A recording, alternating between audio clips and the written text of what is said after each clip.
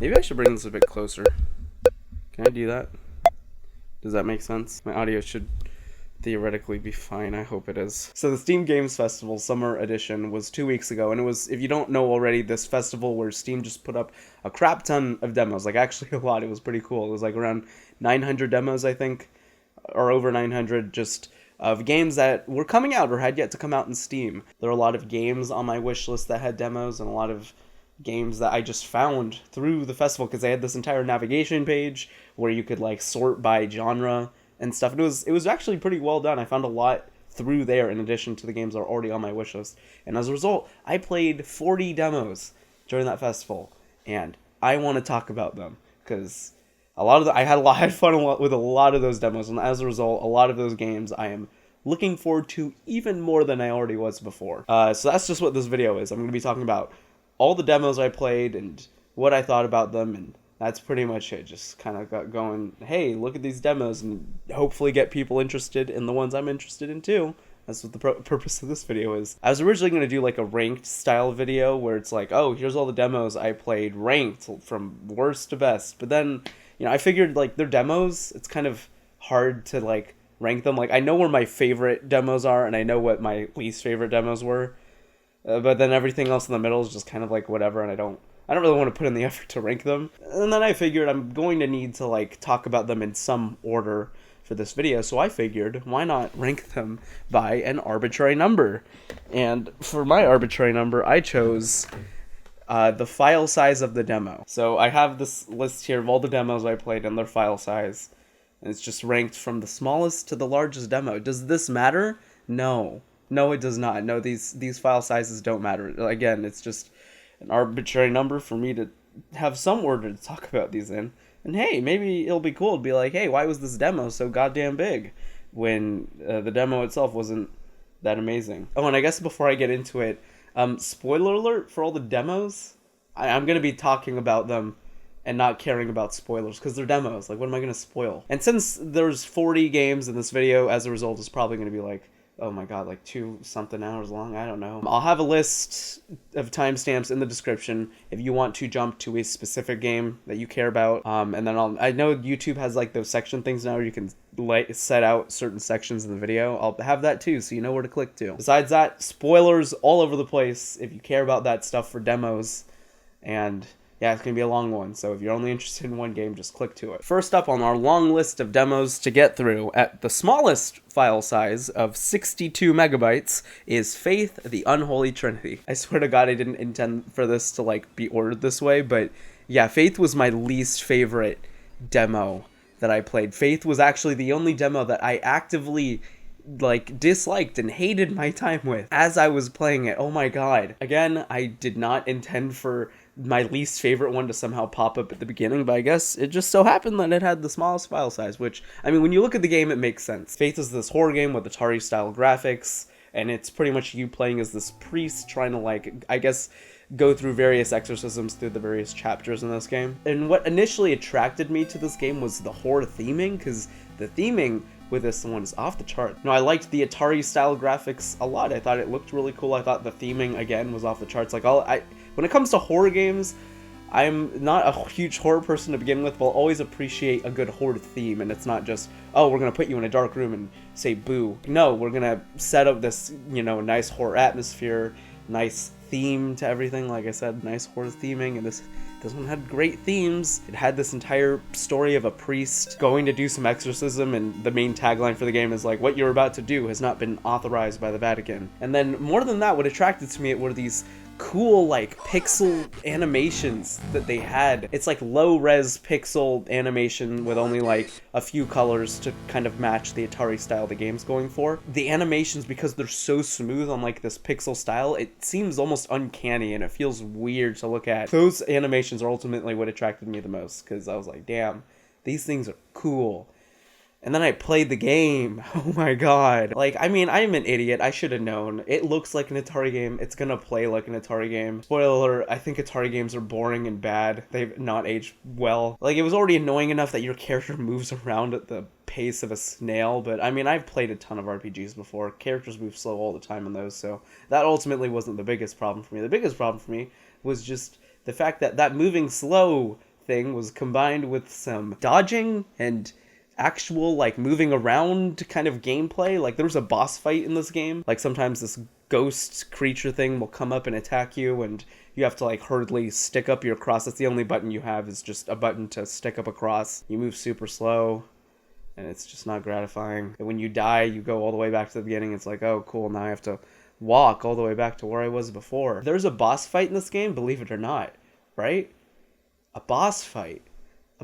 Why was there a boss fight in this game? And it's not even that there was a boss fight, it's just that the boss fight had you dodging this ghost thing, like moving around and stuff. And need I remind you, you move so slow because it's styled like an Atari game. I guess the only good thing was at the boss fight there were like multiple stages, and whenever you got past the stage, the game didn't make you redo the entire fight. It respawned you, I guess, at the beginning of the stage of the fight. It still didn't make it all that much more fun. And there were just so many points where I was confused at what to do, and I ultimately figured out what to do. I don't know, just instead of me feeling like, oh, I figured that out, I'm so cool, this is a fun game, whenever I did figure it out, I was just like, oh, well, that was dumb, I'm not having fun. And the thing is, like, I kind of got pulled in a bit more towards the end, because then the game has, like, multiple endings. I mean, not like branching past where it's like, oh, every decision you make counts. It's just like, oh, you can find all the endings. It's more of like a collectathon of endings, if that makes sense. Like at the end of the one level I was in, where you were going to exercise this one girl that you exercised a long time ago. Premise, again, very interesting. Like, you pick up these notes, and they're pretty cool, like, just to read through and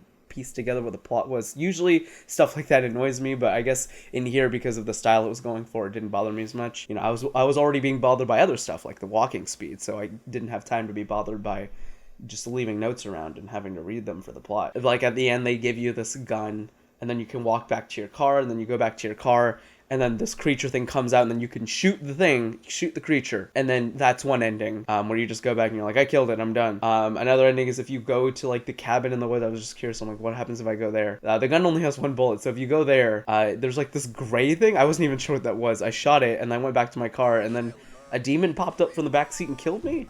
Yeah, I'm not saying the endings are good or that they make all that much sense, but there are a lot of them. I guess it's cool to, like, if you're interested in that type of stuff, to go find the endings. Again, just, I, like, actively was not having fun during this one. The entire time while I was playing it, I was just complaining and waiting for it to be over. That was Faith, the worst one, again, that I played, and in a way, it's a good thing that it was the worst one. All of them are gonna be, it's just an uphill journey from here, you guys. I enjoyed every other demo more than this one. Next up at 70 megabytes is Sarawak. I do hope I'm pronouncing that correctly. Based off a place. I wonder if actually I could get pronunciation guide here. Sarawak. What? Sarawak. Okay, well that's enough of you. Sarawak. Okay, I'm just gonna stop butchering it. But the game itself is a murder mystery, maybe less so on the murder side. It doesn't seem like that's the main focus. Mystery, kind of detective, kinetic visual novel, essentially. And when I say kinetic visual novel, I mean, like, it's not like a visual novel where you're clicking through the text. Instead, you're scrolling through and pictures will, like, pop up and things will zoom in and zoom out according to, like, what the plot entails. I guess the most direct comparison to this when I say kinetic visual novel would be Device 6 by Simogo, where it was a novel, again, where you had to, like, swipe through and read words, and then sometimes the game would require you to, like, flip your phone according to, like, where the story was going and stuff like that. I don't know, that's the most direct comparison I could think of. But this is just kind of a more niche thing, because I love, if you didn't already know, I love mystery, detective, murder mystery shit, especially in games. It's my favorite thing. I'm like a basic white girl listening to, like, true crime podcasts. So, like, the premise of the game is that you're meeting your mother, who's, I guess, a professor at this university, for breakfast and stuff after you guys were, like, hanging out last night at a party, and then you're waiting for your mom,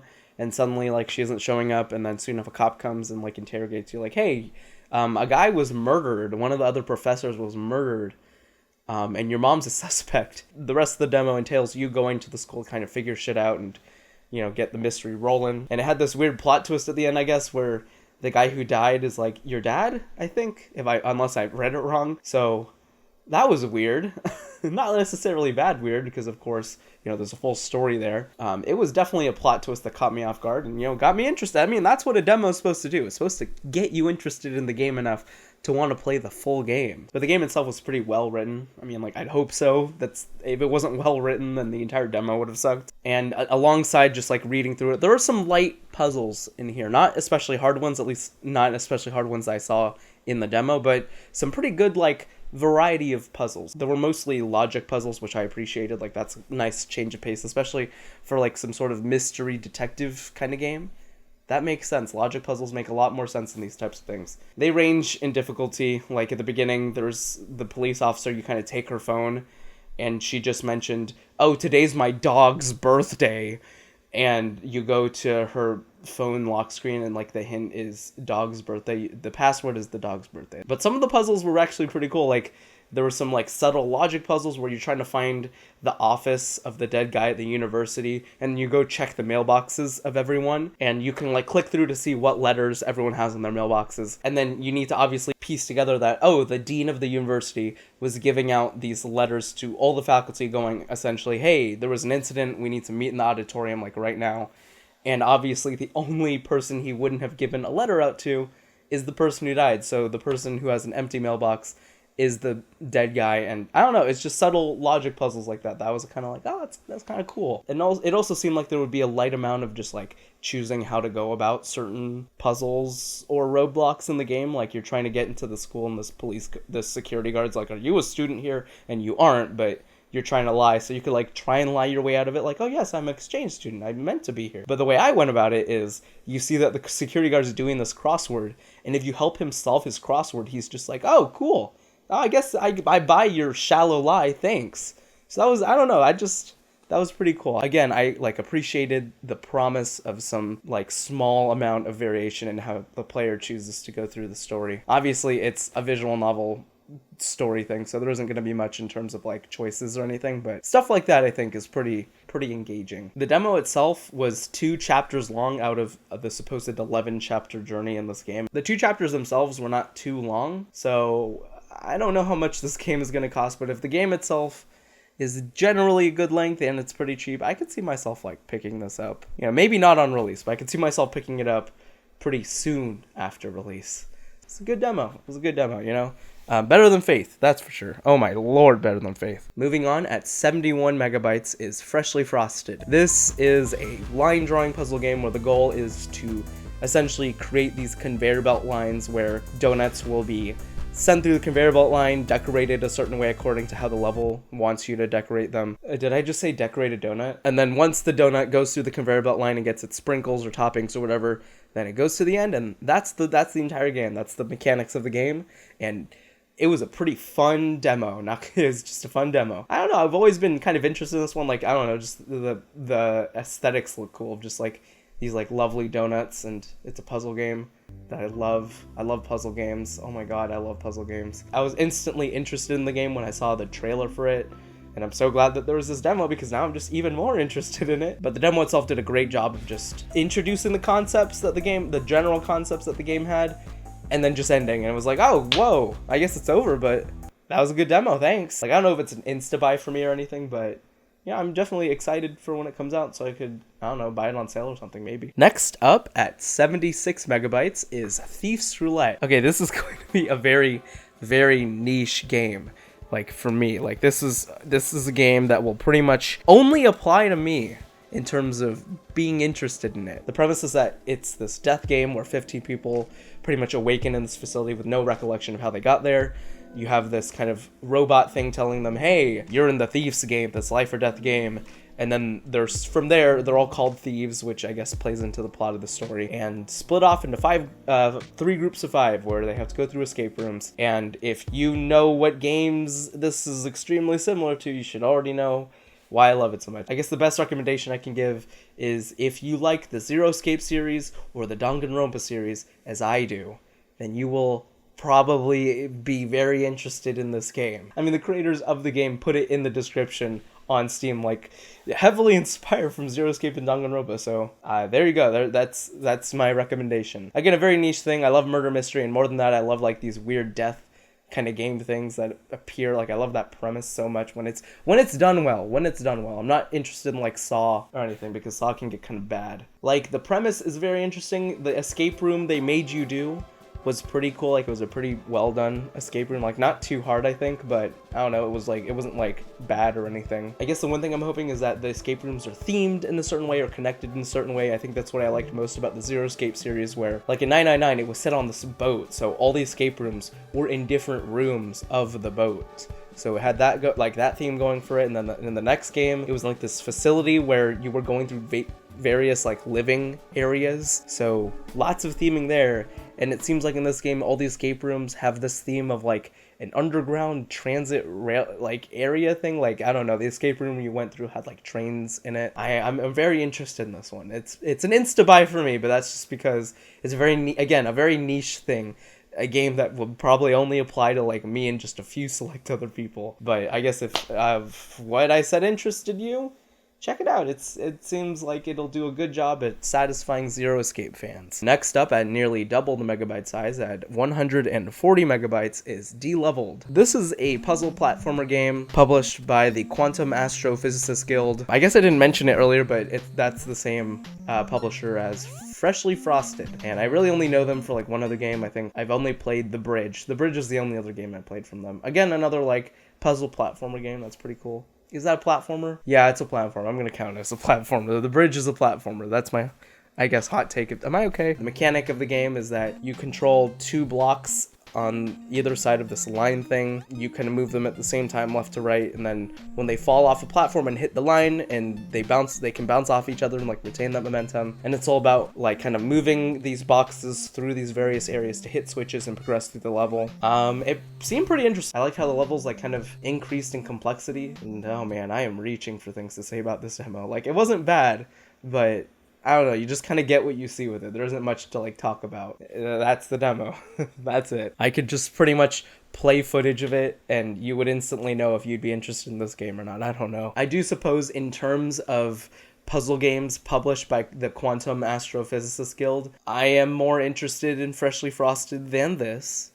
But again, this demo wasn't bad. It was just like, cool. Okay. I guess one small detail I do like is that Deleveled is a palindrome, you know, it's mirrored on either side, you know, kind of reflect the mirrored gameplay in the game. I don't know. That's kind of small, cool detail that I was like, that's kind of cool. Okay, but that's it. Deleveled was fine. Next up at 147 megabytes is Renaine. Renaine? Oh man, I hope I'm pronouncing literally any of these game titles right. This is a action platformer. I'm so bad at describing, like, especially the genres of these things. But you pretty much control this little knight guy going around with a sword, defeating enemies, platforming around. You know, the basic stuff. I didn't find out about this game until the festival itself, and what initially drew me in was the soundtrack, because the trailer had this very cool down-tempo rap song playing as the soundtrack, and I was like, damn, that sounds really cool, I like that. And the soundtrack is really nice. The section that I played through in the demo, very upbeat, very jazzy.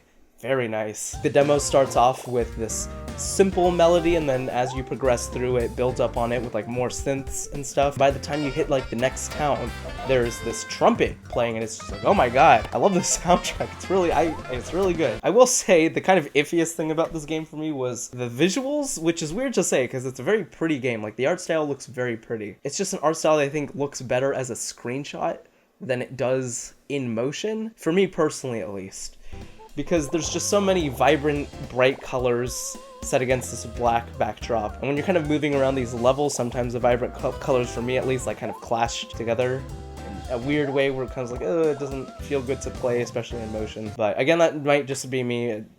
I don't know. Am I colorblind? I don't think that matters. I went in for the soundtrack and I came out enjoying the soundtrack, so I wasn't really let down or anything. You know, I can't really say it was like a bad demo. I still had a general amount of fun with it. I guess in terms of gameplay, you have your basic attack, roll, jump. It seemed like you could unlock more abilities and stuff like that depending on like what small side quests you did, which the side quests were fine. Like, the writing was fun enough in this game. I think I'm just interested enough to like look more into the game when it does release. But yeah, it was just an okay demo. Probably on the lower end of the spectrum, but nothing I hated, remember? Because Faith is the one that I hated. It took the crown for the very worst. The only one I just actively disliked, but no. Renaine was fine. Soundtrack was good, which is what I wanted, so that's it. Next up at 160 megabytes is Chicory. I think the full title is Chicory, A Colorful Tale. I don't know, I should have written this down. It's a fun little art game where you go around as this dog thing and you wield this paintbrush and you can essentially color the world in. I don't know, it's a weird premise. You live in this colorful world where the wielder of the paintbrush essentially colors in the world. They're the one that brings color to the world, the wielder of this paintbrush. And the current wielder is named Chicory. But you don't play as Chicory, you play as their janitor. And as you, the janitor, are just cleaning up one day, suddenly all the color just goes missing. Like, it just goes complete black and white, just sucked out from the world. And then you go out and you can't find Chicory, but you do find Chicory's brush just kind of sitting there. And you figure, well, I should just take this brush and I'll give it back to her when I'm done with it, right? You know, when I find her, because you can't just leave this brush sitting around. And then it's just you going around, exploring, coloring stuff up. I had a lot of fun with this one. Like, oh my god. I think I had almost way too much fun with it. I think, like, the coloring is very fun. It was very satisfying to go around. The writing was very fun. A lot of, like, just fun little mini side kind of quests and stuff involving you coloring stuff up. I did love that you weren't Chicory. I assumed going into the game that you were Chicory, but I like the premise that you're just her janitor. I think that's hilarious. I love that every single character in this game is named after food. And when you start the game just asks you what your favorite food is. And then that's just your name. The game doesn't even tell you that that's going to be your name for the game. It's just like, what's your favorite food? Just kind of fit the theme of the... I don't know. I liked it a lot. Just a lot of small details like that. I really enjoyed. Initially, I was like, oh, you only have these 5 colors? Well, it's going to kind of get boring only using these 5 colors throughout the entire game. But no, when you enter a new area, the palette changes, which excited me a lot. I was like, oh my god. You enter this autumn forest, so your palette changes to like these reds and yellows and mahoganies and oranges, and it's very, very pretty. And I just got excited by the premise of me entering all these different themed areas and getting all these cool palettes as a result. There was some light puzzle solving, nothing really too difficult. It mostly just consisted of you, like, mobility puzzles, like you just kind of like figuring your way out through each screen. Some platforms will disappear if you paint them, so you have to erase them to kind of walk over them. You know, nothing really too difficult, to be honest, just nothing like that. I think what kind of got me from being generally like, oh, this is fun, I'm pretty interested, to like, oh my god, I am 100% in, was the boss fight, because a game like this, I was not expecting there to be a boss fight. The boss fight is you kind of like fighting this weird corrupted eye thing by painting over it, and you have to also at the same time, while you're painting over the eye and its mini eyes, you have to like move your character around to dodge the beams that they're shooting at you, and it's, I don't know, it was very cool. And I know it was only one boss fight, and I don't know how good the other ones will be, but I mean, I wasn't expecting a boss fight to begin with, so that was exciting. After especially looking into like other people's thoughts on this game, and I just kind of like watched a bunch of other people playing the demo, I think I was definitely way more interested in this game than others, because I just spent so much time going through each area in the game and methodically coloring everything. Like, a lot of people I watch play were just content to like walk through areas and only paint what they needed to. But no, I wanted to like cover nearly every inch with like these beautiful colors, every single screen I walked into, so that definitely inflated my playtime and also just made me enjoy the game a bit more as a result. Like, I don't know, I had fun like coloring everything in. It wasn't like, oh, now I'm in a new area, well, I can't just leave it black and white, I have to color it in. No, I was having fun. I was genuinely having a lot of fun coloring stuff in. And I will say that out of all the demos I super enjoyed, this demo had the most risk of wearing thin quickly, because, you know, I did enjoy what I was doing, but in terms of like, you know, the puzzles and the boss fights, I do wonder how far they can really push this concept and how much more variation they can really add to the gameplay. You know, it has the biggest chance of just not varying itself enough and becoming stale and boring. But at the same time, I'm still 100% in. You know, this is an insta-buy for me personally. Like, I'm 100% in. The developer for this one is the same guy who developed Wandersong. If you don't know what Wandersong is, it's this entire game where it's based around music. All the puzzles are based around music and what type of music you play and stuff like that. It just makes so much sense that, of course, you go from making this game themed around music to, oh, I'm just gonna make this game themed about art. And if anything, that just holds more promise in my heart. I haven't played Wandersong, but from what I've heard, it does what it does very well. So I think that just adds more to like the hope that this game will like extend its concept a bit further, because, you know, the dev of Wandersong, it's pretty promising. And I didn't know this until I looked it up after playing the demo, but apparently the composer for this game is Renaine. I hope I'm pronouncing that right. But Renaine, she was the composer for Solace. I like that soundtrack a lot. It's a very good soundtrack. As I was playing, I was like, oh yeah, the soundtrack's pretty good, but it just didn't hit me that it sounded like her work. But it is. That makes me all the more interested. Like, the soundtrack was already good enough to get me interested, but the fact that it's her, again, I'm just super excited for it, and it really does seem like something that I'm more interested in than just other people who play the demo, but I don't know. I'm excited. It's another insta-buy for me. I think that's the highest tier of demo for me was the insta-buys, where I'm like, oh, I'm getting this on release instantly. Like, that's just... It got me, the demo interested me that much. So right now, I guess the only insta-buys are Thief's Roulette and this. Moving on, at 178 megabytes is The Almost Gone. This one is actually out right now. The game came out a few days after the summer festival ended, and it's this puzzle adventure game. Upon first glance, you may think it's just a simple puzzle game, but it is an adventure game. Like, you just click around to these rooms that are like set up as floating islands. Like, the aesthetic is very cool. It tells like the super vague story. It seems like the story's gonna go in depth to like this character's family life and stuff. I don't know, it was very vague. I don't know if it was super interesting, but it was interesting enough where I was like, okay, I'm curious. But I think the story was vague enough to the point where it didn't really grab me enough to be like, oh, I want to see where this goes. It was vague enough where I was curious, but not necessarily compelled to keep playing, you know? The puzzles weren't too hard. It was just a matter of like kind of like clicking in all the right places. There were a few times where I was kind of clicking in the wrong places and didn't realize I could click certain things, but yeah, I don't know. It's fun, I guess. I did like how the game kind of gave you a good sense of where everything was, even though you're like clicking around these floating islands that represent the rooms. When you do click around, you get a general sense for the layout of the house you're exploring. So yeah, this is a game I've had my eye on for quite a while. I think I first saw this thing back in 2018. And I just kind of was interested based off the aesthetic. And again, the aesthetic remains cool, so I'm still interested in it for that reason. But apparently there are only 5 chapters in the game, and the demo consisted of the entire first chapter. So I essentially played through 1/5 of the game. And again, I was interested enough, but not nearly interested enough to be like, oh, I'm gonna get it now. Because again, the game's out. I could have bought it if I wanted to, but it just didn't interest me enough to buy it right now. Next up at 245 megabytes is Best Friend Forever. This is a cute game. Oh my god. If you don't know what it is, it's a gimmick dating sim where you date dog owners. That's the entire premise of the game. You just date dog owners. Yeah, I don't know. I mean, obviously I was interested for the same reason most people were. Dogs. Hello? Yeah, that's pretty much the entire premise, and, you know, the demo delivers on that premise. You are dating dog owners. Those are your potential lovers in that game, and that's exactly it is what it says on the box. The writing's okay. It's pretty tongue-in-cheek, you know. There are like some small jokes over there. It's a pretty like fun writing style, I think. Although if I am to compare it to another gimmick dating sim, that's what I'm calling them, gimmick dating sims. If it's a dating sim that has just one specific gimmick, but if I am to compare it to another gimmick dating sim, I did enjoy Dream Daddy. Kind of like Dream Daddy a bit more, at least in the writing and stuff.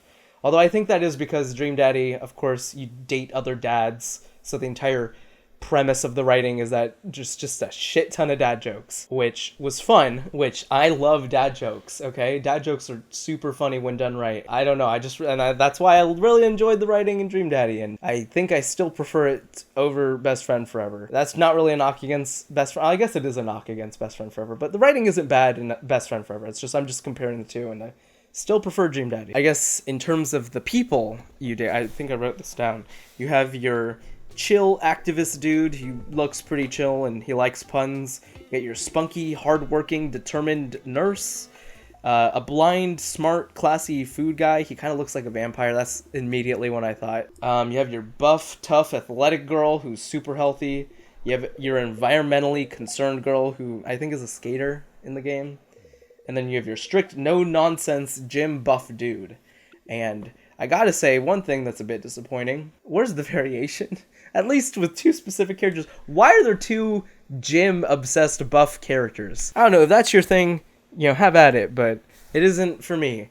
And I don't appreciate that there's 2 of them. In Dream Daddy, there was only 1. And there were 7 people there, and there's 6 people here, and an entire third of the cast here are buff gym people, or at least that's what the impression they gave me off first glance and meeting, so that wasn't fun. And you know, while it doesn't seem like I'm really enjoying it all that much, a lot of the stuff I've said about it hasn't been entirely positive. What really won me over to this one, it really got me going oh my god, I am still into this, was remember how there were dogs in this game? Because holy shit, the dogs are so cute. You get to choose like what dog you have at the very beginning of the game, and for the rest of the game, your dog's just always there in the bottom right of the screen. Oh my god. On my notes, I just wrote, dog is best part, and I drew a picture of Blocker, the dog I chose. During the game, the dog will just randomly up and do random things like kind of like pull at your shirt and you have to like tug him back and like chastise him, or even poop and you have to like pick up his poop and you just get to pet the dog at any point. And sometimes the dog would be like scared and you have to like comfort the dog by petting him, and it's just always the dog's always in the corner of the screen, and it's so adorable. It's the best part of this game. And there's this entire other mechanic to the game aside from the dating sim part where it's just you taking care of the dog, where you have to like set up certain activities that will increase your dog's stats. And it's not even like there's this specific end goal of, oh, level your dog up to these specific stats. It's just, no, you just want to spend time with your dog and make your dog happier, so you're going to level up your dog's stats because you want to, because they're a cute dog. You get to take care of your dog, you get to feed it and bathe your dog, and just, oh my god, it's so adorable. The dog is definitely the best part. Yeah, writing's okay, pretty tongue-in-cheek. Dog is the best part. Dog is and remains the best part of this game. It's adorable, it's always in the corner, it's cute. I'm done talking about the dogs. Next up at 247 megabytes, only 2 above Best Friend Forever, is Garden Story. I think I first saw this one in that Wholesome Direct, which aired back in like May or something. I was initially just interested based off the aesthetic and just the premise of you going around this little quaint little village where everyone's like these small animal forest creatures or fruit. Like, I don't know, it just seemed really cute. And I mean, this is just another demo where I got what I was expecting. I went in hoping for and expecting, you know, cute, just wholesome game, and that's what I got. This is probably the most pleasant game in just nearly every aspect. Like the art and aesthetics, the dialogue, the music and sound effects. It's all very pleasant, just in general. This game is like the physical embodiment of sitting inside on a rainy day, and you're sitting inside looking outside the windows and it's super stormy outside, but you're like wrapped in a blanket. I don't know, it's that type of pleasant, in my opinion. It's fun enough. I guess maybe I didn't pay attention enough to when this game was showcased on that Wholesome Direct, but I guess I just didn't realize how much of a Zelda-esque game this was. Not that that's a bad thing, I just wasn't expecting it. No, it was like fun enough. I kind of thought and assumed that this game would be more like simulation-based, where you're kind of helping keep the upkeep on this town up, but apparently not. Apparently it's more of like a Zelda thing where you're going around doing some light combat and solving puzzles and dungeons. And, you know, that's fine, but I don't know, it wasn't enough to really grab me in the demo, at least. Like, it was cute, it was fun, and I'll keep my eye on it, but it was okay. It was just okay. Another thing I kind of took away from this is that it was published by Rose City Games, who I suppose is a fairly new indie publisher, which is cool. It's always nice to see another indie publisher just jump on the scene. And yeah, it seems like they literally just started publishing games within the last year. Like, the only other game I know from them is World Next Door, which they published last year. So, and that's also a game I'm kind of interested in, so we'll see what else they do. I'm kind of interested in what they have yet to publish. They seem very promising again. Moving on, next up at 276 megabytes is A Monster's Expedition. This is a puzzle game, a Sakabon game, where your goal is to push these tree trunks around in order to make yourself a bridge or some form of transportation to move on to another island, and each island is pretty much a level in this game. I was interested in it before due to the developer being Draknek and his friends. The developer is literally called Draknek and Friends. I was already interested in this one because it was developed by Draknek, who also has developed Sokobond, A Good Snowman Is Hard to Build, and Cosmic Express. All other very good puzzle games, which I haven't played, so I guess I can't say that they're good or not, but seemingly good puzzle games. But I was even more pulled in through this demo because it was a very, very, very good demo. Like, holy shit. Puzzles were very fun and very satisfying to do, and it was just very charming. Like, the entire premise is that you're playing as this monster going through a human museum where it's not just a series of islands just randomly put there. No, there are exhibits here because this is a museum for humans. I guess humans are dead in this universe, and this monster's just kind of learning more about humans. and each exhibit will have like a human artifact, and it'll give this blurb about it, like this humorous little blurb about it. You know, I found it compelling enough. Like, I'm excited to see what monsters have to think about us eating cookies. Like, I like some super small details the game had, like where there's this one exhibit about backpacks where it comments that, oh, the backpacks that humans had were the same size on the inside as they were on the outside. And I guess that's because humans haven't mastered basic like dimensional design theory, because, you know, it's the same size on the inside and the outside. And it's like, oh, I guess monsters have mastered that, which is demonstrated through your monster teleporting through trash cans. So I don't know, it's just very fun. A very fun game. It's an insta-buy for me if it wasn't obvious already. I really love it. Okay, I guess it would be an insta-buy for me. I just need to play, I feel like I need to play the other Dracnet games first, all the other games first. I have not played any other games before, and I love the idea of them more than the actual games because I haven't played them yet. I guess I'll be playing them soon enough. Next up at 297 megabytes is CARRION. Holy shit, I am into this too. The first I saw of this was during Devolver Digital's Direct last year. According to the developers, it's a reverse horror game where you play as the gory flesh-eating monster, and you're going around this lab killing humans and just making your way through, wrecking havoc. It's very good. It controls very easily, like it's very satisfying to move around as the monster. It's designed like a Metroidvania where you'll get more abilities as the game progresses, and as a result we'll be able to explore more of this facility. The art is very good, like it's a very gross game, just this blood all over the place, and like the sound design of your, like, I guess monster tentacles as you're moving around, kind of like whipping around and everything. Very nicely done. And you are weak in this game. You aren't just this all-powerful monsters. It's not just this easy game where you're just terrorizing everything and there's no challenge. No, there is, because gunshots will do significant amount of damage to you, and that's just if you have one human shooting at you like one bullet at a time. There are like machine guns in this game that will decimate you if you're not careful. But at the same time, it's a healthy balance because there are a good amount of humans around here, and humans are essentially your life pack. Like, the more humans you eat, the higher your health goes up. I'm really excited, if you couldn't tell already. Next up at 321 megabytes is Unforgotten. This is a horror-themed Reigns-esque game. If you don't know Reigns, the entire gameplay is centered around these cards. It's an adventure game where you make decisions by swiping cards left or right, and that's the gameplay. That's it. And I played Reigns. I had a lot of fun with Reigns. Reigns was just very silly, fun time. I had more fun with it than I was expecting. Again, it has Reigns-esque gameplay where you're pretty much doing the same thing of swiping cards left and right and going through this horror-themed story. Art is very good. Premise of the game is very good. You're driving with your girlfriend on this, you know, deserted road, and suddenly your car breaks down and you go off to find help.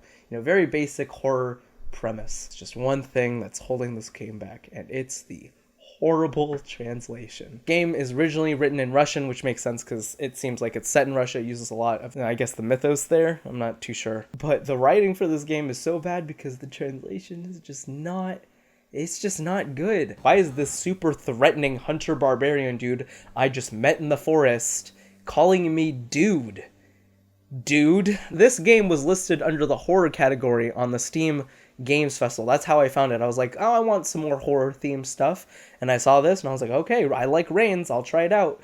But the horrible translation on this game just actively takes away from any semblance of horror the game was trying to build up to. The game has a lot of replay value, as, you know, the original Reigns did. It had a lot of replay value because, of course, it's very choice-based gameplay, and the same thing here. I replayed it a few times, and there were quite a few branching paths that all ultimately ended in the same thing, but I'm going to attribute that mostly to just being a demo. And there were some timed segments in here that I don't know if Reigns has done it in its most recent entries because I only played the first Reigns, but there were some time segments where you only had like a few seconds to decide what to do, and I liked that a lot because it kind of added to the tense kind of nature and atmosphere that the game was trying to build. There's nothing just else to say about this. The translation's not good. I just hope that, I don't know, they translate it better for the full release. Next up, 347, another super high note, Kine. In my notes for this game, I just wrote, it's jazz, baby! Kine is a jazz-themed puzzle game where you move these kind of like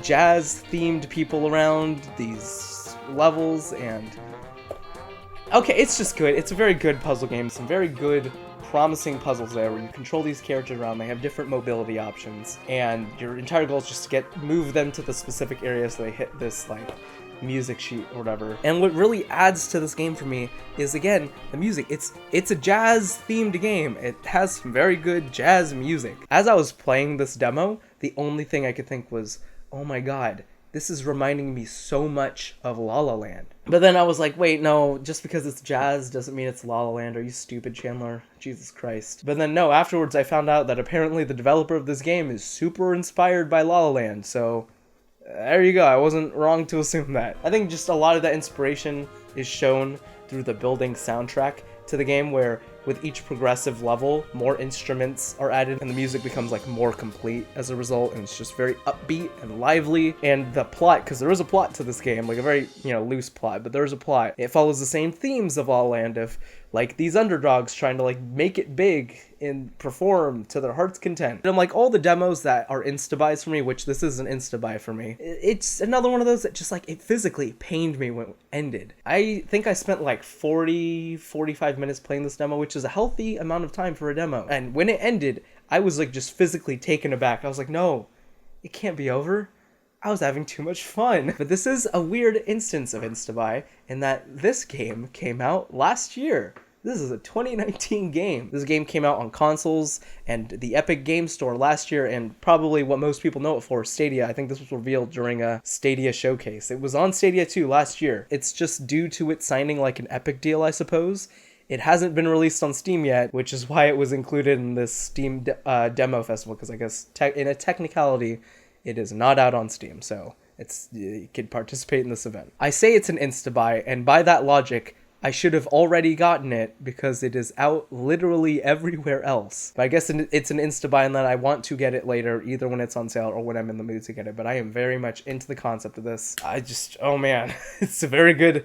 Kine is very good. We'll sometimes just play my recording of me playing the game just to listen to the music again, because it's so good. Okay, I'm going to stop talking about Kine. I'm done. Next up at 407 megabytes is Coromon. And if you think that title sounds very similar to another very popular franchise, it's a very similar title sound-wise, and you're thinking, oh, that's probably just a coincidence. It isn't, because it's very intentional. You know how people earlier this year were saying, oh my god, Temtem, that's the new Pokemon killer. It's like this entire MMO where it uses turn-based battles where you capture creatures to fight alongside you. It's just like Pokemon. Yeah, no, Temtem might as well be Digimon compared to Pokemon when this exists, because Coromon is way more of a Pokemon clone. And it knows that. It's not trying to hide that. It wears its inspiration on its sleeve without outright saying, of course, that it's inspired by Pokemon so that Nintendo doesn't DMCA the fuck out of them. Yeah, I was initially interested in this game because of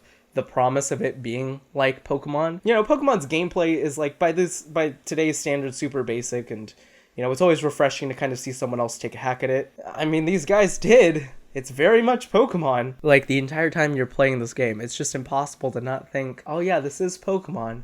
I am playing a Pokemon clone. It's literally Pokemon, just everything's named differently, which is so funny. Like, it's not Pokemon, it's not Pokemon, it's Coromon. Instead of Pokeballs, you have spinners. Instead of abilities, you have traits. Instead of HMs, you have upgrades to your in-game phone. Instead of gym badges, you go around collecting essences from Titans. Yeah, it's very different, but it's essentially the same thing. Also, the game offers multiple difficulty options, but when I was looking through them, the hard mode in this game is literally just a Nuzlocke. It's just a Nuzlocke. The hard mode is literally just, oh, you can only catch the first Pokemon you encounter when you enter a new area, and whenever your Pokemon faints, it dies and you can't use it anymore. It's a Nuzlocke. That's just what the hard mode is. So just even more Pokemon stuff. I even found myself making connections between certain aspects of this game and other, not even Pokemon mainline games, but spin-off games. Because in this game, your goal, again, isn't to collect gym badges. You're supposed to, like, help this scientist research by collecting essences from Titans. There's no league or anything, at least not that I know of, in this game of like Coromon trainers. So instead of you going around each town trying to collect badges and stuff, it kind of just felt more like a Pokemon Ranger plot, where instead of doing all the badge stuff, whenever you go to a new town, you're just kind of helping people. Like, oh no, these bee Coromon have gotten really unruly. Can you go like defeat them for us so that they can calm down and leave us alone? Very Pokemon Ranger-esque plot.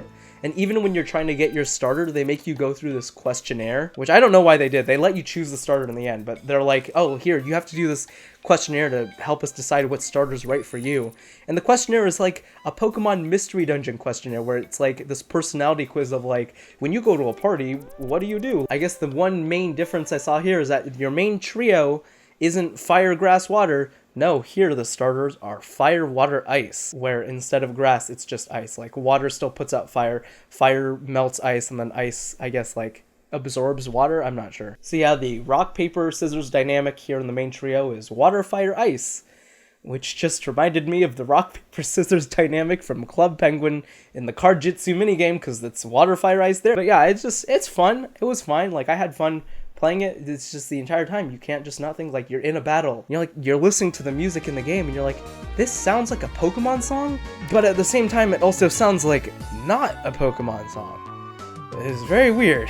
I guess another major gameplay difference is instead of power points like they have in Pokemon, where each move can only be performed a set amount of times according to the PP for each move, in this game they have an SP gauge where each move takes out a certain amount of SP and they all borrow from the same gauge. And then if your SP gauge runs out, you can waste a turn to rest your Pokemon so they can refill that gauge. Overall, pretty interesting. Also, at certain points when your Pokemon levels up, you get to choose where each stat goes, which is something else that's pretty cool. I'm like, I love me some stat progression, especially when I can choose where to put those stats in each level up.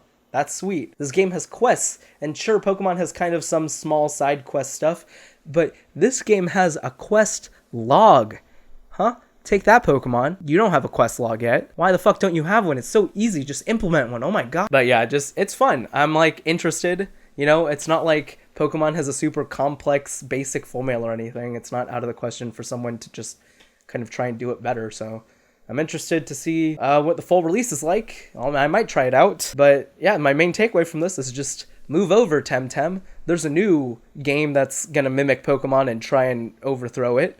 And it's Coromon, because it mimics the plot way better than you. Alright, I'm back. I took a break because I'd been recording for like an hour and a half. And I got tired. But now I'm back. Next up, we have at 412 megabytes, a Space for the Unbound. And this one's a weird one. Okay, this isn't a knock against the quality of the demo itself, but a Space for the Unbound, it does something that a lot of games have been doing recently, which I'm personally a fan of. The demo for this game is the prologue to the game, so it's a small slice of gameplay. It's just the prologue that's going to be in the final game no matter what anyways. And since it's the prologue, it helps give us a good little teaser as to what's to come for the rest of the game.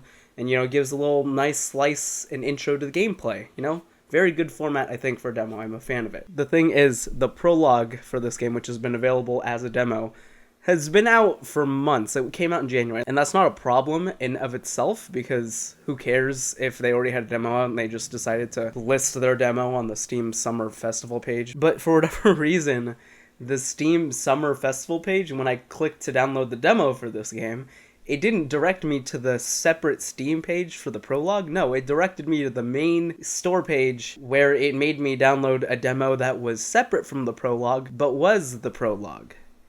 Why? Like I said, this is not necessarily like a con or knock against the game, because who cares? This is ultimately something that does not matter, but it's just something I thought that was very funny and didn't really make sense.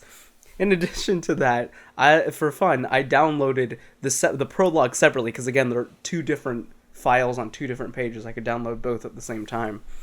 And for whatever reason, the prologue, the one that was on its own separate page, not the one I downloaded first from... Okay, this is getting confusing. The demo I downloaded from the store page, and the prologue from the separate prologue page, they are the same game, right? I tried both. They are the exact same thing.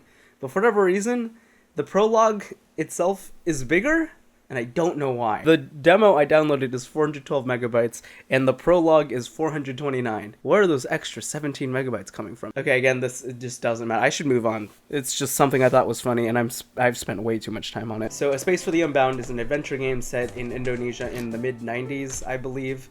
And it follows you playing as this guy. I forget his name. I don't remember names from this game, even though I played the demo. You playing as this boy, and you're friends with this younger girl, I wish I had the name. I should have written down the names for this before I did this video. You guys are hanging out, she's telling you the story, and then at some point, you guys decide you want to do this little, like, I guess game together, or this play thing, where you have this fake magical wand that they made, and she left it at home. So the guy you're playing as volunteers to go back to her house and fetch it for her from her room because her dad's kind of angry with her with something relating to how she's kind of skipping school. She doesn't want to go to school anymore, despite her parents paying so much money and working, like, especially her dad working extra hours to kind of get her into this high-end school there. So she doesn't want to go back home to fetch it, so you, the friend, decide to go back and get it for her. You get the wand, you go back, and then you find that she had, like, slipped into the river or something because she's, like, currently drowning. She can't swim. But then you yourself can't swim either, so you go out, try to, like, pull her back in. But then in, like, I guess the mess, you fall into the river and presumably drown, and that's the end of the demo. And then the credits for the demo roll as you're, like, kind of sinking to the bottom of the river, and then you just wake up.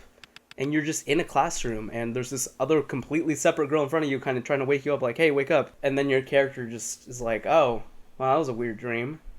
And that's it. I'm intrigued. I guess I should talk more about the other kind of aspects of this story, because there are some, like, kind of magical aspects to this story. The main mechanic for this, it seems, is that you have this red book that when you open it allows you to dive into the psyches of other people, a la Psychonauts. I don't know. I haven't played Psychonauts. And you can kind of go into their psyche and kind of affect it to help them or change them in the real world. I guess an example of this would be one of the 2 times you use it in the game where you want to take this guy's ladder to use it to get into your friend's house. But then he's like, hey, you can't take my ladder, but at the same time you notice he's really sleepy. So when you use the book to go into his psyche, you see that he's like minutes away from falling asleep, and then you have to do some poking and prodding at the world in there to get him to fall asleep. And when you get him to fall asleep in his weird psyche world, when you exit the psyche world, he's actually asleep in real life, and then you're free to take the ladder.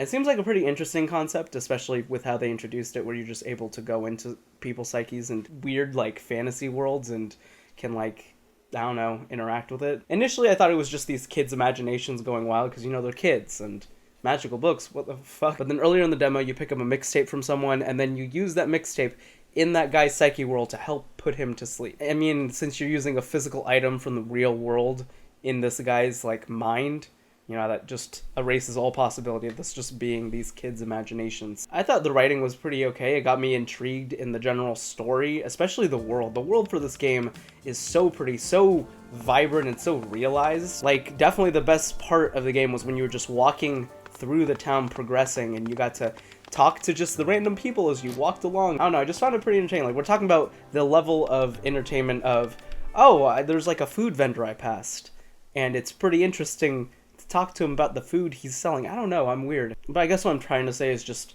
the world itself is the most interesting part of this. I'm just excited to explore more of rural Indonesia in the 90s. I guess it goes without saying since I just praised how the world looks, but yeah, the game looks very pretty. Like, the art is very nice. I guess something else that I should have mentioned earlier, because it would have made sense to do that, is the girl that you wake up to is a girl that has been just lingering in the background of every locale you've been in. At first I thought it was just the same NPC just kind of getting repeated in the textures in the background, and that was pretty weird.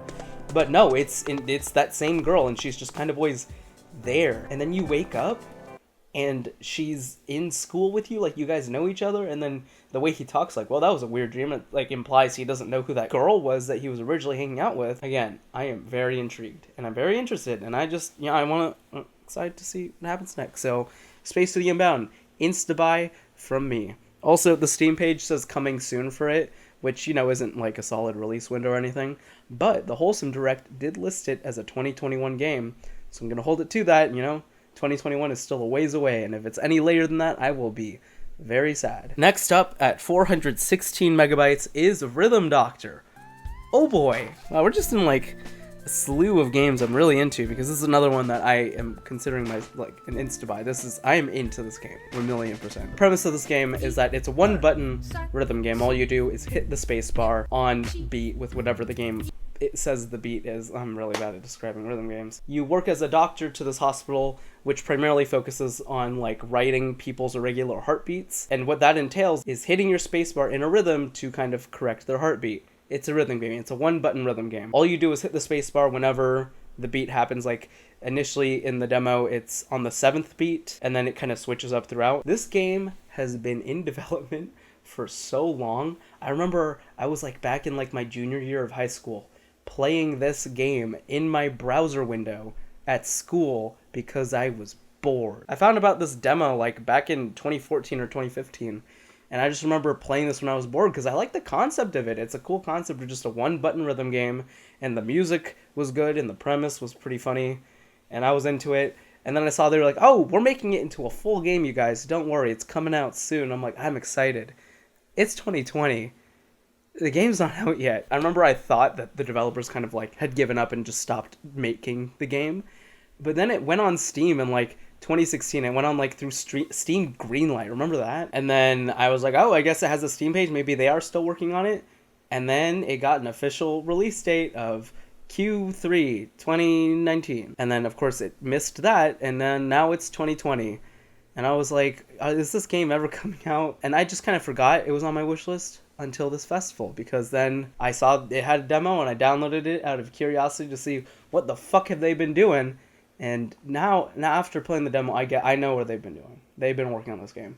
It shows. Like, of course, the demo I played was a browser game. It was a Flash game, so it was like fun, but it's still a Flash game. The jump in quality from that Flash game to this is like a fully realized game is immense. Like, the music is better, the level design, the graphics are better. Like, oh my god, I just said level design and I don't even know how to describe it. In the Flash game, from what I remember, you had like 2 levels and then a boss level and then some extra stuff at the end.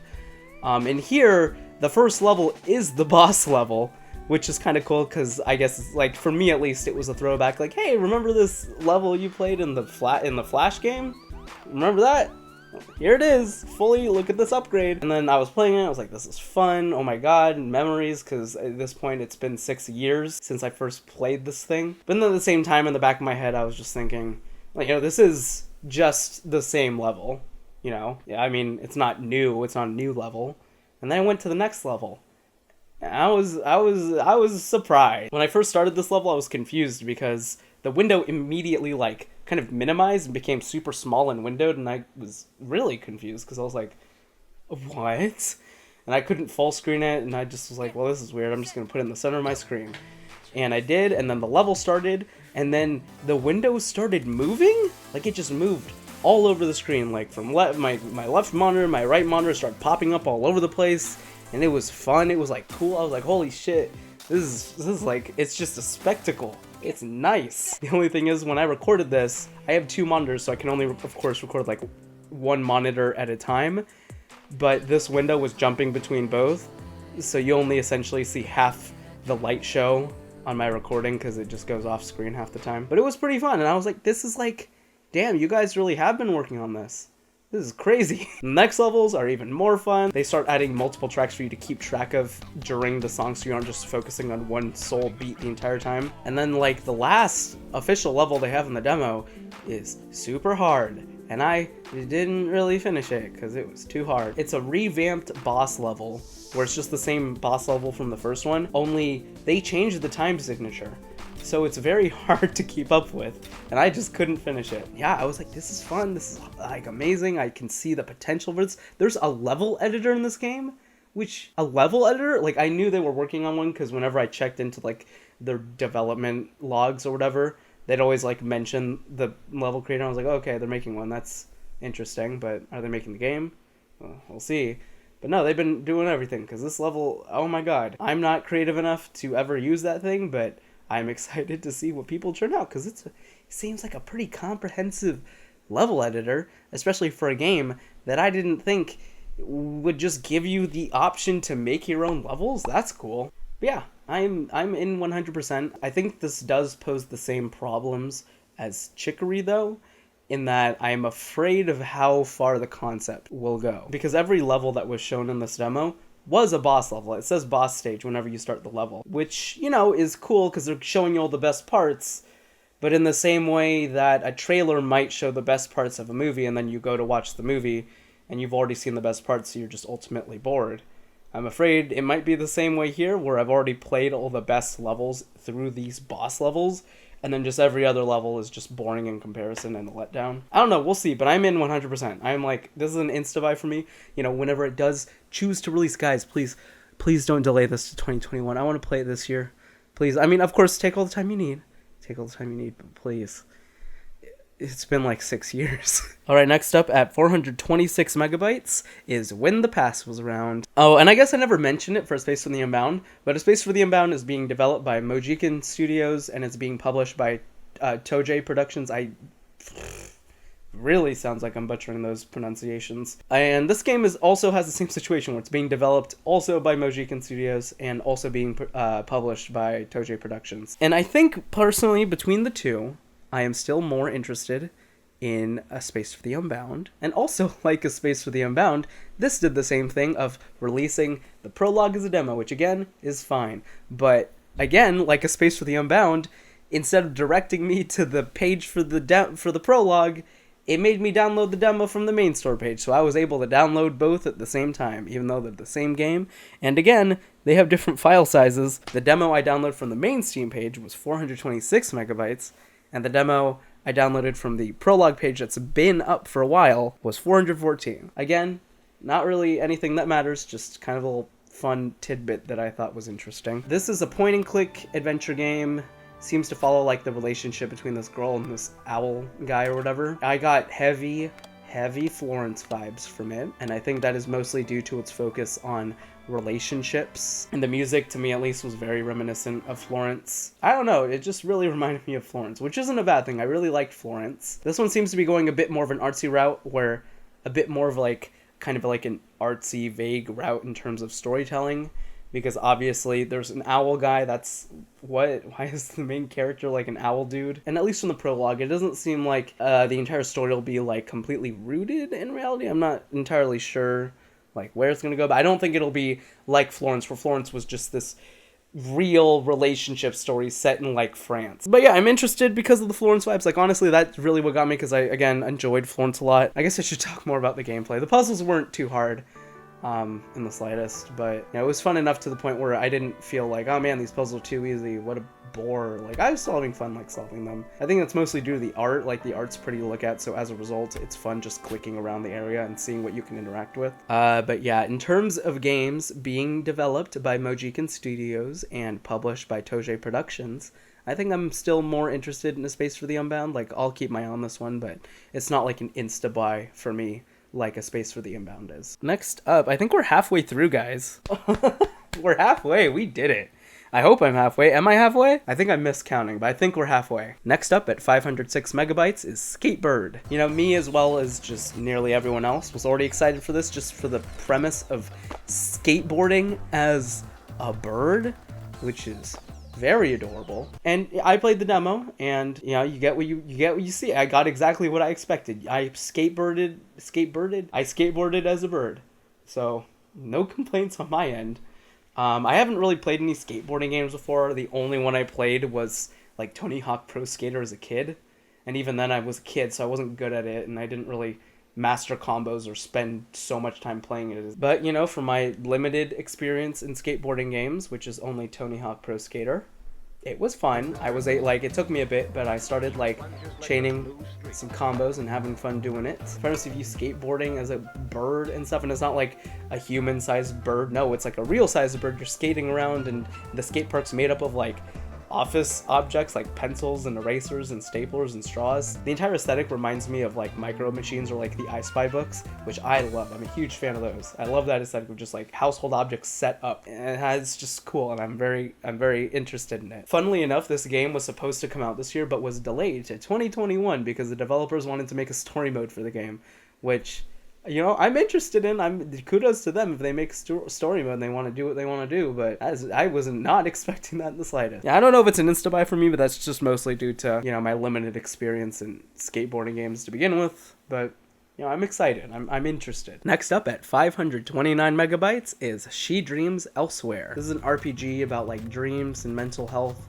I don't know if I can make any easy comparisons. It is like one of those urban RPGs like Earthbound. You play as Talia, a girl who has like social anxieties, and stuff like that, and seems to be having a lot of like weird dreams lately. She's having these dreams where she's kind of confronted by a mirrored version of herself. The most immediate comparison I had to make was like the evil version of Madeline from Celeste. She meets them there, and then she like wakes up and is like, whoa, it's just a dream. And then she goes to a party on her friend's house. Who's like, come on, I never see you, what the heck, come to my party. You go to this friend's party, awkwardly talk to people, and then Talia just kind of really, I guess, combined with the alcohol and just her social anxiety, does not feel comfortable there, decides to like leave early. And then as she's walking back to her apartment, things get all wonky, and she's suddenly in this like weird dream world, and she's not even sure if she's awake or if she's asleep. She doesn't know what's going on. And then you go through, fight these demon creatures, meet up with some of your friends somehow who are like, we followed you. And then you go through, get to the end, you fight a boss, you fight like some mini boss. The evil version of Talia comes back and is like, these aren't your real friends, obviously, like you're still dreaming. And then that's just the end of the demo. Like that's just the end. It's intriguing. It's an intriguing cliffhanger to be left at. Like, okay, she wasn't asleep, but then did she make it back all right and she's just in bed sleeping, or did she like collapse in the hallway and is dreaming all of this? I thought the writing was pretty good, especially in the segments when you're out in like the real world still, like at that party, like awkwardly trying to like make small talk with people you haven't seen in a long time at a party, and then trying to awkwardly also say goodbye to them. Like, oh, hey, I have to go talk to other people, you know, it's a big party, even though I haven't seen you for a while and we're struggling to make small talk, but I'll talk to you later. Haha. That awkward goodbye, that hit me hard. That's real. Well, that's real. That's some real shit. But yeah, stuff like that I really enjoyed. I am personally connecting with these aspects, so I am in. I guess gameplay-wise, the combat is alright. I didn't really find anything super special about it. I mean, it's just a turn-based RPG. You have your basic attacks, you have defend, you have skills you can use, and you can spend like skill points to use them. The only kind of unique thing I saw to this game was you have like unite moves, where if all your party members' gauges are like filled, you can do a unite move together, which is like one more powerful, I suppose. And like I said, this game is like Earthbound, where it's an urban RPG, where some of your skill moves are like insult or roast, and the items you use are like sodas you can buy from a vending machine, which I like. I'm personally a fan of stuff like that. I think that, you know, I obviously enjoy Persona, and it does that a lot in there. I mean, not necessarily like the skills being like insult or roast, but like, you know, the items being like normal everyday things that you can buy at the store. I think that's kind of like goofy, and I like it. Although I do suppose it doesn't make sense where you have like an attack button where it seems like you're attacking these creatures physically, but then you're also still doing damage to them by roasting them. I suppose that doesn't make too much sense. Like there's this one fight in the real world where you're fighting off like some crazed drunkard, and the attacks of insult and roast make more sense there because it's just a regular human being. But I guess it doesn't make as much sense when you're in this crazy dream world and attacking like dream creatures. Well, I guess it's a dream. It doesn't matter. You can do whatever in a dream. I'm looking way too far into this. Oh, also soundtrack. I like the soundtrack a lot. The soundtrack was very nice. It was like this down-tempo hip-hop or whatever. Very nice, very soothing. Or at least that was the track that played in the real world. I think a lot of the aspects I enjoyed most about this game were the stuff in the real world.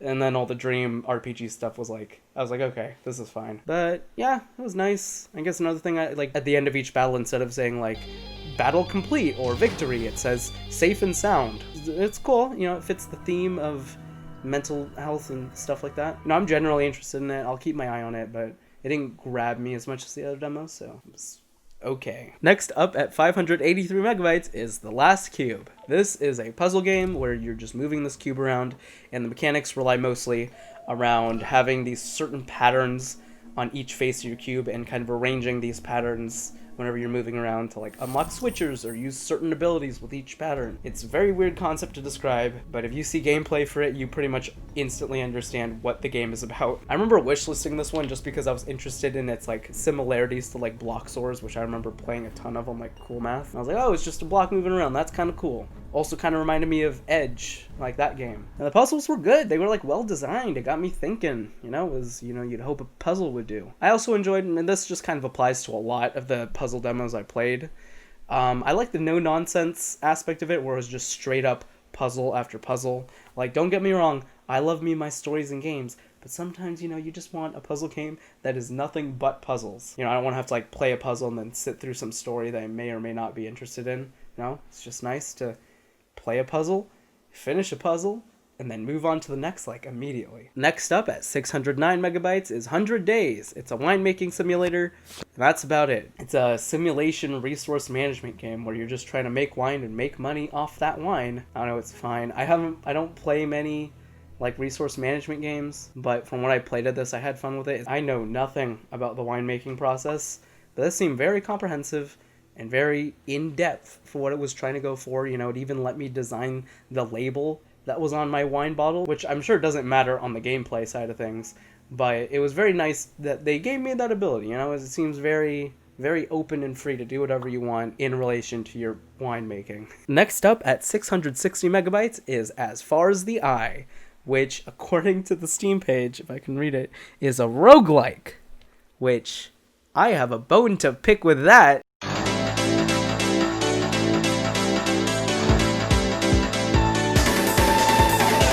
If I could just go on a tangent that isn't really related entirely to this game. Can we stop butchering the use of the term roguelike? Like, the genre of roguelikes is defined by how similar games are to the 1980 game Rogue. That's what a roguelike is. If it doesn't have all those aspects, it's a roguelite. Okay? There's a difference. Roguelike, roguelite. Roguelikes, at least to my own definition, there's a lot of interpretations of this. Like, the most famous is the Berlin interpretation, which I'm not going into. But my definition of it is turn-based combat, procedurally generated dungeons, resource management to a certain extent, like you can use items to help you on your journey, fighting enemies, and it's set on a grid. Those are my main qualifications for what I would define personally as a roguelike, and what I feel many others would define as a roguelike. Like, there's some other interpretations that people like to add on to that, but those seem to be the basic qualities of what makes a roguelike a roguelike. Oh, and permadeath. I don't know how I could forget that. Permadeath is a huge factor, and so it makes a roguelike as well. Examples of roguelikes would be the entire Mystery Dungeon series, and then in recent times, the most recent like kind of roguelike I can think of would be Tangle Deep. Like, that was an indie game that came out last year. I don't know how popular it was, but that's a roguelike. And even though some may not include it, I would also include Crypt of the Necrodancer. You know that some people like to not include Crypt of the Necrodancer into the roguelike category because of its like focus on rhythm gameplay, but you know, it fits all the other qualifications, so I would personally call it a roguelike. Examples of roguelites would be games like Rogue Legacy, Enter the Gungeon, FTL, Spelunky, Nuclear Throne, or pretty much anything under the roguelike tag on Steam. I swear to God, like I said, that tag is misused all the time. People call roguelites likes all the time. In the end, it doesn't necessarily matter. I mean, it's just an arbitrary classification of some game genre. And if you'll notice, I listed way more roguelites than roguelikes. That's just because, due to how many qualifications you need to have to be considered a roguelike, it makes sense why there's not so many of those and just more roguelites. You know, you're following a very specific formula if you're making a roguelike, but you have much more creative freedom if you only choose to adhere to like a few creative guidelines and make a roguelite. Again, doesn't matter. It's just a stupid genre, and I don't even know why I get so up in arms about it. I think it's just I like roguelikes a lot, and whenever I see people say roguelike, I get all excited, and then I see they're just talking about a roguelite, and I'm like, oh, okay. But yeah, as far as the eye, if we're going to go back to what I was originally talking about, you know, it does follow a bunch of the qualifications I outlined. However, it does not However, you do not really fight enemies in this game. It's more about just surviving. At least in the gameplay section I played, there was no fighting of enemies. So, can't say that it really fits it. At least my own definition.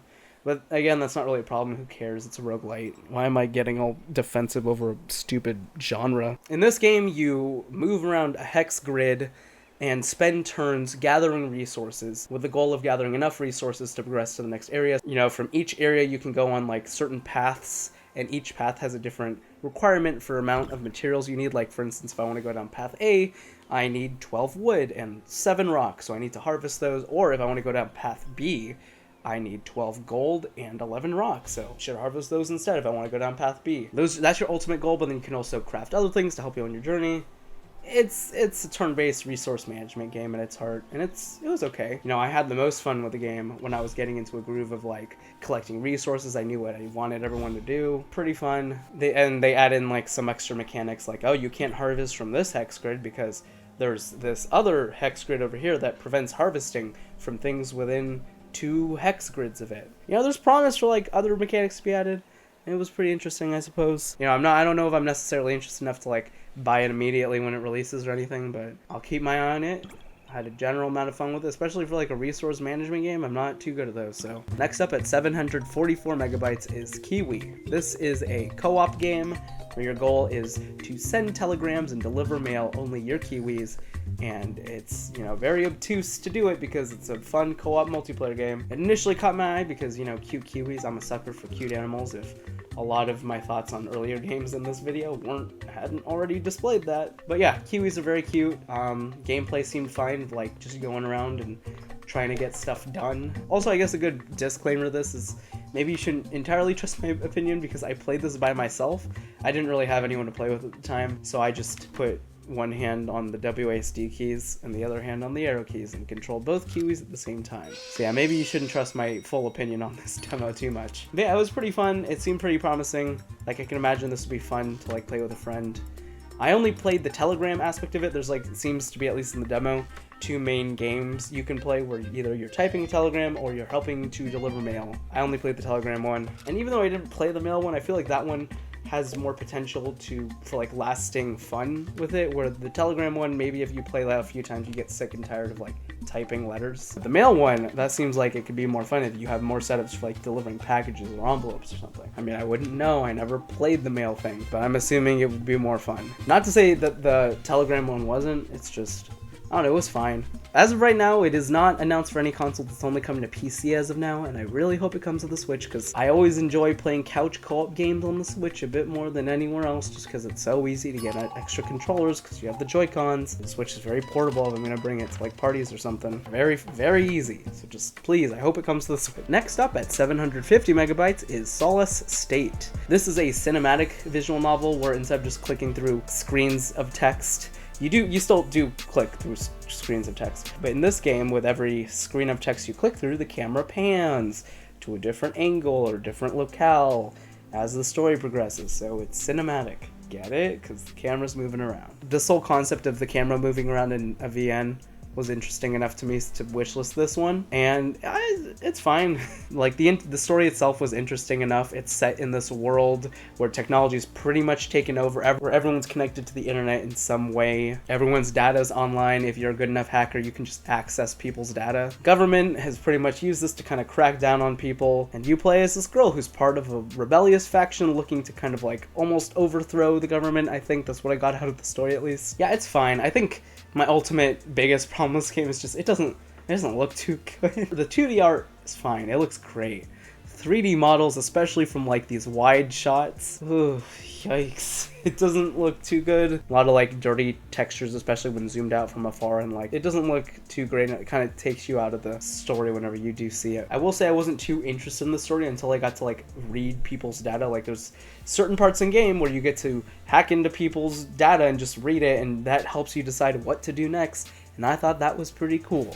Like, that had nothing to do with the cinematic visual novel aspect of the game, and more just with storytelling, which is fine because it's a visual novel, but I don't know, it's pretty interesting, pretty exciting. Also, I really hope that there's more music in this game. There was like one song that played the entire demo, and you know, it is a demo. I can't judge it based off its full thing. That's why I'm ranking these based off some arbitrary number like the file size. Yeah, I really hope that if they add more music, because there was one song the entire demo. Next up at 823 megabytes is the Innsmouth Case. This is a text adventure game where you play as a detective going to some weird city looking for some missing girl because her mother came and was like, my daughter's missing, I'm hiring you. The game advertised itself largely around its humor, its Lovecraftian setting, and the multiple playthroughs aspect, because there's a lot of different routes you can take in this game. And I did play through this demo quite a few times. I got to go through like a few of the major routes. There was really only 2 major routes, like one splitting decision that led into 2 directions. And I played it a few times and it was fine. The writing was fun, the art was fine. I don't know. It's funny because humor in video games is very like subjective. Like, you know, like if a game advertises its humor as a major selling point, I mean, you instantly know if like the humor is going to be for you or not, like within a few minutes of playing the game. And for me, the humor didn't necessarily hit all the time. Like, it hit a few times. Like, there were some parts where I was like, okay, that's kind of funny. Other than that, it was okay. I'm not sure if I'm super interested in this game,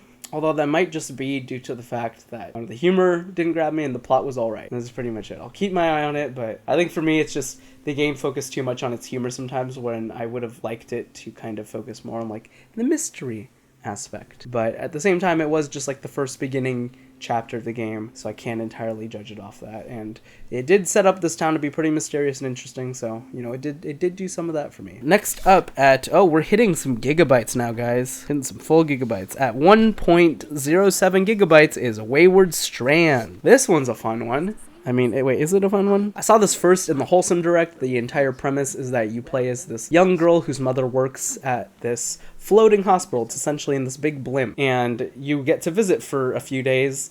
And while you're there, you get to talk to all the inhabitants who are all running off their own schedules. Your goal is essentially to figure out the mystery of the blimp. That's what they advertise it as, the mystery of the blimp. I was initially interested not just for how quaint the writing seemed, but just the scheduling aspect. Like, I think it's pretty cool that the game runs off a schedule, and it's like a time management thing where you need to go around and replay to find out more information about mystery and stuff. The mystery itself was pretty vague. Like, it's just obviously this little girl going, oh, I need to find the mystery of this blimp, it's an adventure. But at least since it starts out with this like kid in her imagination, I just found it not engaging, like the mystery aspect at least, which is weird because I love mystery. But I guess I can appreciate that they made the main character, this little girl's goal, to find out the interesting mystery of this blimp, because that's a realistic goal for a child to have whenever they visit their parents at work. You know, it's an interesting game. It's a slow game. That's not a con against it. You know, it's not bad. It's just slow, and in a way that's nice. The voice acting was nice, or at least the voice acting that was there. I think they only, at least for the demo, put in voice acting that was in the trailer for the game that was shown in the Wholesome Direct, because that was the only segment that had voice acting. Past that, no voice acting. But if the voice acting is at the quality of what was in the demo, that's promising, because it was good. I guess another thing I liked was at the end of the demo, they showed like a schedule of what everyone, at least in the demo, was doing during that period of time. And I thought that was pretty cool. I was like, oh, we're getting a little peek under the hood to kind of show us, hey, look, here's the schedule everyone's running off of, and it's going to be like this for the full game. So yeah, okay game, pretty quaint. Think I'd like to get it if I wanted like a nice wholesome little storytelling experience. Oh shit, did my camera stop recording? Hello, I'm back. So yeah, my camera died partway through recording, but at least I had the audio, so I'm just gonna keep it, and I'm not recording it again because that was a lot. Besides, it's okay. It's like, what were you missing? Me sitting here on a chair talking? Sure, you could have envisioned that while you were listening to that part if you're still watching. And also, yeah, I forgot to put up I printed this out. I didn't remember to put it up until now, so this is a mess. Alright, but moving on, next up at 1.09 gigabytes, we have The Last Spell. The Last Spell is a tactical turn-based RPG. You kind of have this hub at the center of a town that you're trying to protect, and the enemies are wave-based, where you're going to be protecting this hub every night as different waves of enemies come to attack you. And you only have like 3 guys, so it's all about defeating these hordes of enemies. And it's pretty fun. I had a lot more fun than I was expecting with this one. Like, I was already interested based off like what little gameplay I'd seen of it, but the music and graphics really help build up the game's entire theme and atmosphere of like, this is our final stand and we need to fight to the end, guys. This is it. Only it isn't the final stand, because after that battle, you endlessly battle more battles, and that's just how the game is. So, very conflicting tone to go for. Since it's kind of horde-based, where you're going to be fighting just a ton of enemies all at once, a lot of the moves, especially the best moves that you're going to want to use, rely a lot on crowd control. Moves like where you're attacking one specific enemy, like you're the only one really taking damage,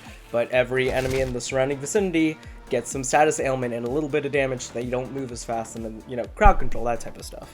I found that some characters were just plain better than others, especially in this type of gameplay. Like I said, the best moves and characters are the ones that rely a lot on crowd control. So some of the archers and snipers were the best because they could attack enemies from afar. They didn't need to go up close and personal. And some of the guys who had like long reaching moves, like they could just go into the middle of a crowd and attack a bunch of people all at once. They were much better than some people I had in like, because I played through it twice, and you kind of got random characters each time. They were better than another character I got, where they could only attack like one person at a time, and it took them like 3 tries to even kill one person. Very inefficient, and I kept dying, and that was a bad run. I found that the gameplay, for me at least personally, difficulty wise, was like a slope, or like a steadily increasing slope. Like the difficulty increased or decreased exponentially for me. For me personally, I found that the gameplay, at least in difficulty, was like very exponential, where it would either get really good and just progressively better as the fight went on, or it would start to get bad and then just get progressively worse. Besides that, I don't know, I already talked about like the art and music and stuff. I guess the roguelike elements are pretty cool, like there's permadeath, and a lot of the towns that you're placed in are randomly generated, and of course the hordes that are sent after you are kind of randomly generated in their own right, which is pretty nice. For this type of game, it like adds a nice level of variation, so you're always on your toes with each fight. I am curious to see what the full game will look like. This demo just had you kind of like surviving for a couple nights before the demo ended. But I would be interested to see like what the goals are for the general game. Like, is my goal to survive a certain amount of nights? Is my goal for the people that I'm protecting in the hub to do something specific? Or, you know, what's the end game here? Or is the game literally just endless hordes of enemies and you just get more powerful, and then when you die and you can restart? Because, I don't know, I like to have some goals in my games. You know, I want something to work towards. Next up at 1.12 gigabytes, we have Backbone. This is a detective noir game where you play as a detective raccoon in this world full of, like, humanoid animals. Think Zootopia. It's pretty much a furry world. It's just the easiest way to describe it. You, the main character, get hired by someone to investigate her husband because she thinks that he's cheating on her, and she just, at this point, wants proof. She doesn't even like really care about him anymore. She just wants proof so that she can get like the kids custody when they go to court over this. So you just go, you hear that he's at this bar, and it's about you trying to find out what's going on with him. Again, I guess spoiler alert, I already mentioned this earlier, but if you really care about spoilers for a demo, why are you watching this? But you eventually make it into this club that he's apparently been going to, and you think, oh, he's just getting high and, you know, hooking up with people in this club. You go in deeper into this club until you eventually find his dead body as it's being harvested for meat. They're harvesting people's bodies for meat, and you immediately make it out, and your character like throws up because what the fuck was that? And then the demo's over, and it's over, and it ended on such a cliffhanger. Oh my god, I'm in, okay? This is an insta-buy for me. I want to know what the fuck is going on. This game, out of every single demo I played, probably had the best writing. Like, the writing in this one was off the charts. It was very good. I feel like I'm reiterating every praising point I had about Night in the Woods, where I was like, oh, they're like animals, but they're so human-like in their dialogue. It's the same thing here, where as you're going around talking to people, every single interaction felt so human and realistic. There's this guy sitting outside a movie theater, I guess he runs it or something, and when you try to fish him for information, you have to sit through this entire spiel about his kids and his family and his bitch wife before you even can ask for information, and he'll actually give it to you because it's realistic. There's just some people who only care about rambling about their fucking families before they're like, oh, fine, I'll give you your information. You're such a cool dude. It's like, and it was good dialogue while it was also fun. Like, I feel it's the case where it's like, people are like, oh, it's realistic. But it's like, yeah, but that doesn't mean it's entertaining or engaging. No, this dialogue was both. It was very human and very, very engaging. Every single character I talked to, I felt like every single dialogue choice mattered, even though in the end they probably didn't really matter that much. But, you know, I think that's just a testament to how good the dialogue is written here, in that I felt, you know, I cared for these characters, and whoever I was talking to, I took them seriously enough to, like, seriously consider what dialogue option I wanted to say. And I also liked how they wrote the options. I feel like in a lot of these games, the options that they give you whenever you're in some conversation is so vague. Like, how was I supposed to know that my character would jump down someone's throat? All I saw was the dialogue option. But no, every single dialogue option, you know from the onset what your character is going to try and say off that option. It's not like up for debate what you could have possibly meant by that option. I first found out about this game back in like last year? Yeah, last year in 2019. There was a Kickstarter for it, and I was initially attracted to it because of the entire promise of some detective noir crime thriller. And I love that shit, so I was instantly interested. They released this prologue, the demo I just played, the prologue for the game during that Kickstarter last year. So it's always been available. I just never thought to play because I figured, oh, I'm already kind of interested, and I'll just wait until it comes out in full. I don't want to tease myself with a demo, but I suppose just for this festival, I was like, fuck it, I'll just add it, I'll just play it, see if I really want to get it, and damn, it really paid off. Like I said, the best part about this was definitely the writing, because obviously the story is going to benefit from really good writing. You're going to be more engaged and interested in where the plot goes. But more than anything, I found myself getting attached to or just becoming interested in the characters based off how good the writing was. Like Larry, your raccoon friend that you meet in the alleys, who's kind of going through his own shit. I really cared for him, and I felt bad whenever I had to like leave and kind of just use him for information. That's it. He didn't get anything in return. I was just kind of using him as an information hub. The game has like branching routes in terms of how you want to carry out certain parts of your investigation. or at least it only happened once in the demo. I'm going to assume that this is meant to be like a lead-in for what will ultimately be multiple branching paths, you know, for however you want to carry out your investigation in the full game. And when I say branching paths, I don't necessarily mean narrative branching paths. I mean, you know, for instance, in the demo, your goal is to try and get in this club, and there are multiple ways to do it. You can either go through the intercom, like I said, like try and get your way into this through the supply route, or you can climb onto the roof of the surrounding buildings and just hop your way onto the roof of the club and then get in through there. I did the intercom route. I didn't replay it to do the route of the roof thing, but I was tempted because, you know, it's very cool that the game gives you multiple options for how you want to carry it out. This game is apparently being published by Raw Fury, which kudos to them. They're a pretty prolific publisher. I've seen them around quite a few, and I have quite a few of their games on Steam just due to, you know, like bundles I've gotten.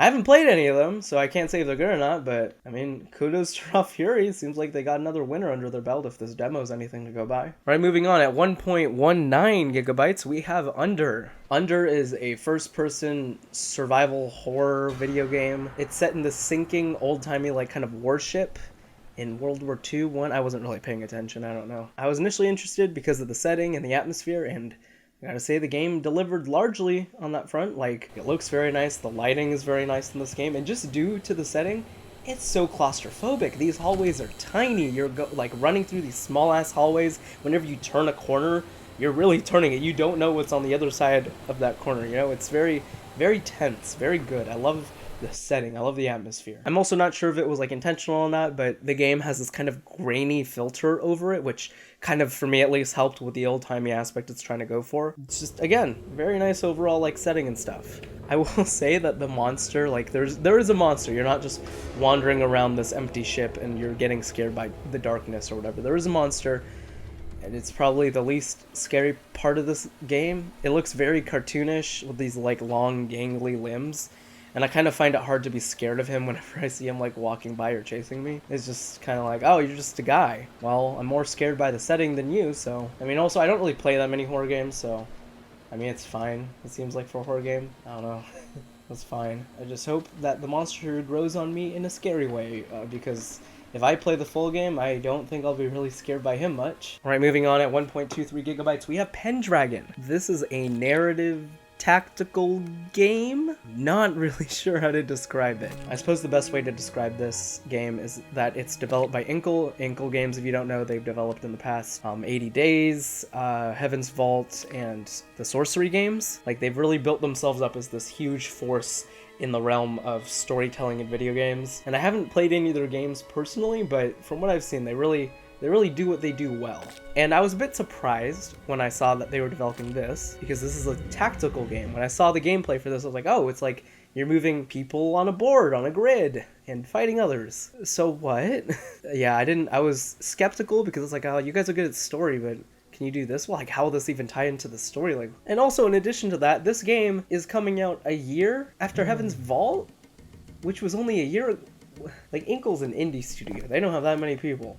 But apparently, they're able to churn out, two games within a year of each other, so kudos to them. I did not know how they did that. And the demo was pretty fun. It did answer my question of how are they going to do storytelling in this tactics game. Apparently putting their own spin onto it. Like, it starts out with you choosing a character, and your character's trying to find King Arthur. Initially, it starts out like, oh, she wants to find him for love, or oh, he wants to, like, go back and save him because he's indebted to King Arthur. So it starts off with, like, a motivation, and then you start playing through these, like, tactical areas and stuff. And then ultimately, you're faced with, like, these not even decisions, just kind of, like, decisions you don't know you're making. Like, for instance, I was playing as King Arthur's wife, and for her intention, I elected to have her want to do it for love, like, oh, I love you and I want to get back with you and I want to save you. And then you're going through this castle, she's fighting these rats, and then suddenly out of nowhere this knight just comes up with his sword raised, and then in the split second you can choose to either dodge or attack him.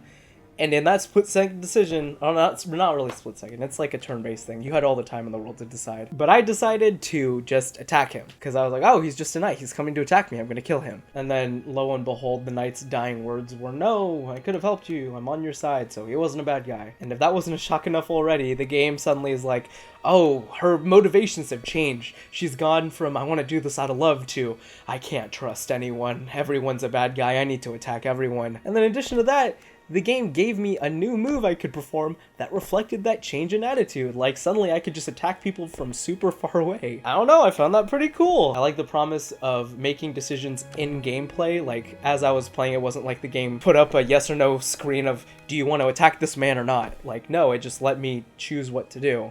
And as a result, changed the story, and then even gave me a new move to reflect the change in the story. And like I said earlier, there are multiple characters you can choose from. You can only choose from, I think, 2 at the beginning, unless you can just choose from all of them in the full game, but at least in the demo you can only choose from 2. And it really looked like every single character you could choose from had an entirely different story to play through, so there's definitely a lot of replay value in here, seemingly. I'm definitely interested in this one. It's just, I feel like if I'm gonna play this, I should probably play the other Inkle games first, because they've crafted out their own, like, genre niche of games, and I want to try out their other ones first before I decide to launch into this one. Next up, at 1.5 gigabytes, we have Liberated. This is a adventure game that's framed as a comic book. It's set in this dystopian world where the government is taking over, everyone's data's online, and they're always watching, kind of like an Orwellian society. And it follows this kind of like freedom fighter group who's trying to overthrow the government, you know, that type of stuff. I think I saw this one, like most other people, at the Nintendo Indie Direct back in last year. I forget when last year, September, December. I was initially attracted because of that art style, because the comic book aspect looked really, really cool. The bad thing is that might be the only really good or compelling part of this game, at least according to what the demo gave me. I did not like nearly any of the gameplay segments. I didn't like the adventure game segments. I didn't like any of the shooting. That was very bad. I don't know, at least the shooting for me was probably the worst part. Like, it just felt really awkward to shoot. You have to like press the right mouse button to like aim your gun, and then the left mouse button to like decide where to shoot, but there's no cursor on screen, so when you click you don't know where you're aiming until he decides to shoot. It's very clunky. It doesn't feel good to play that game.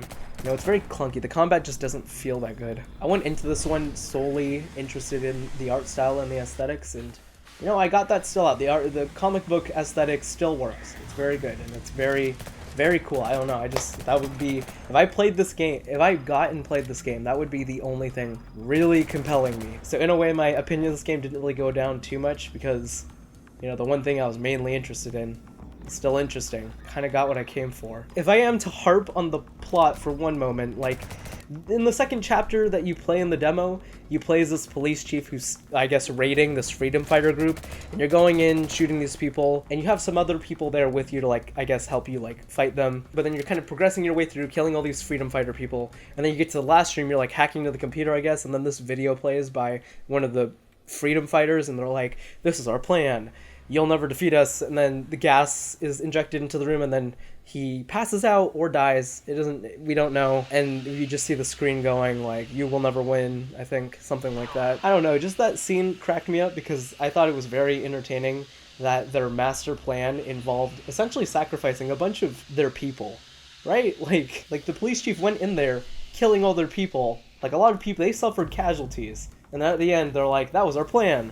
You were meant to kill all these people so that we could get you to this room and subdue you. Now, what master plan involves major losses from, you know, a presumably small freedom fighter group? They're a revolutionary group. They're not going to be that large. So, I mean, I guess the risk versus the reward was worth it because, you know, they did end up sacrificing all those people just to capture the policeman. And even if they didn't capture him, like they didn't just knock him out to capture him and they really did kill him with that gas, then still, why did they have all those people there? Like, if they knew that gas in the last room was gonna kill him anyways, why did they leave their people there? They could have just had an empty facility and had him go to the end by himself and die to the gas. Doesn't make all that much sense. Unless, and this is the only explanation I can think of, all the people you killed were robots. You know, those were just fake freedom fighter people, and they were just robots. And in which case, that master plan was genius, because he just went through killing robots, and ultimately no casualties were suffered, except maybe the time and expense it took to build all those robots. But still, master plan if that's the case. Also, this was a funny demo to have, because the game came out on the Switch back in May, and it was participating in this demo festival because the Steam version wasn't out yet. I don't know if it's out now or not.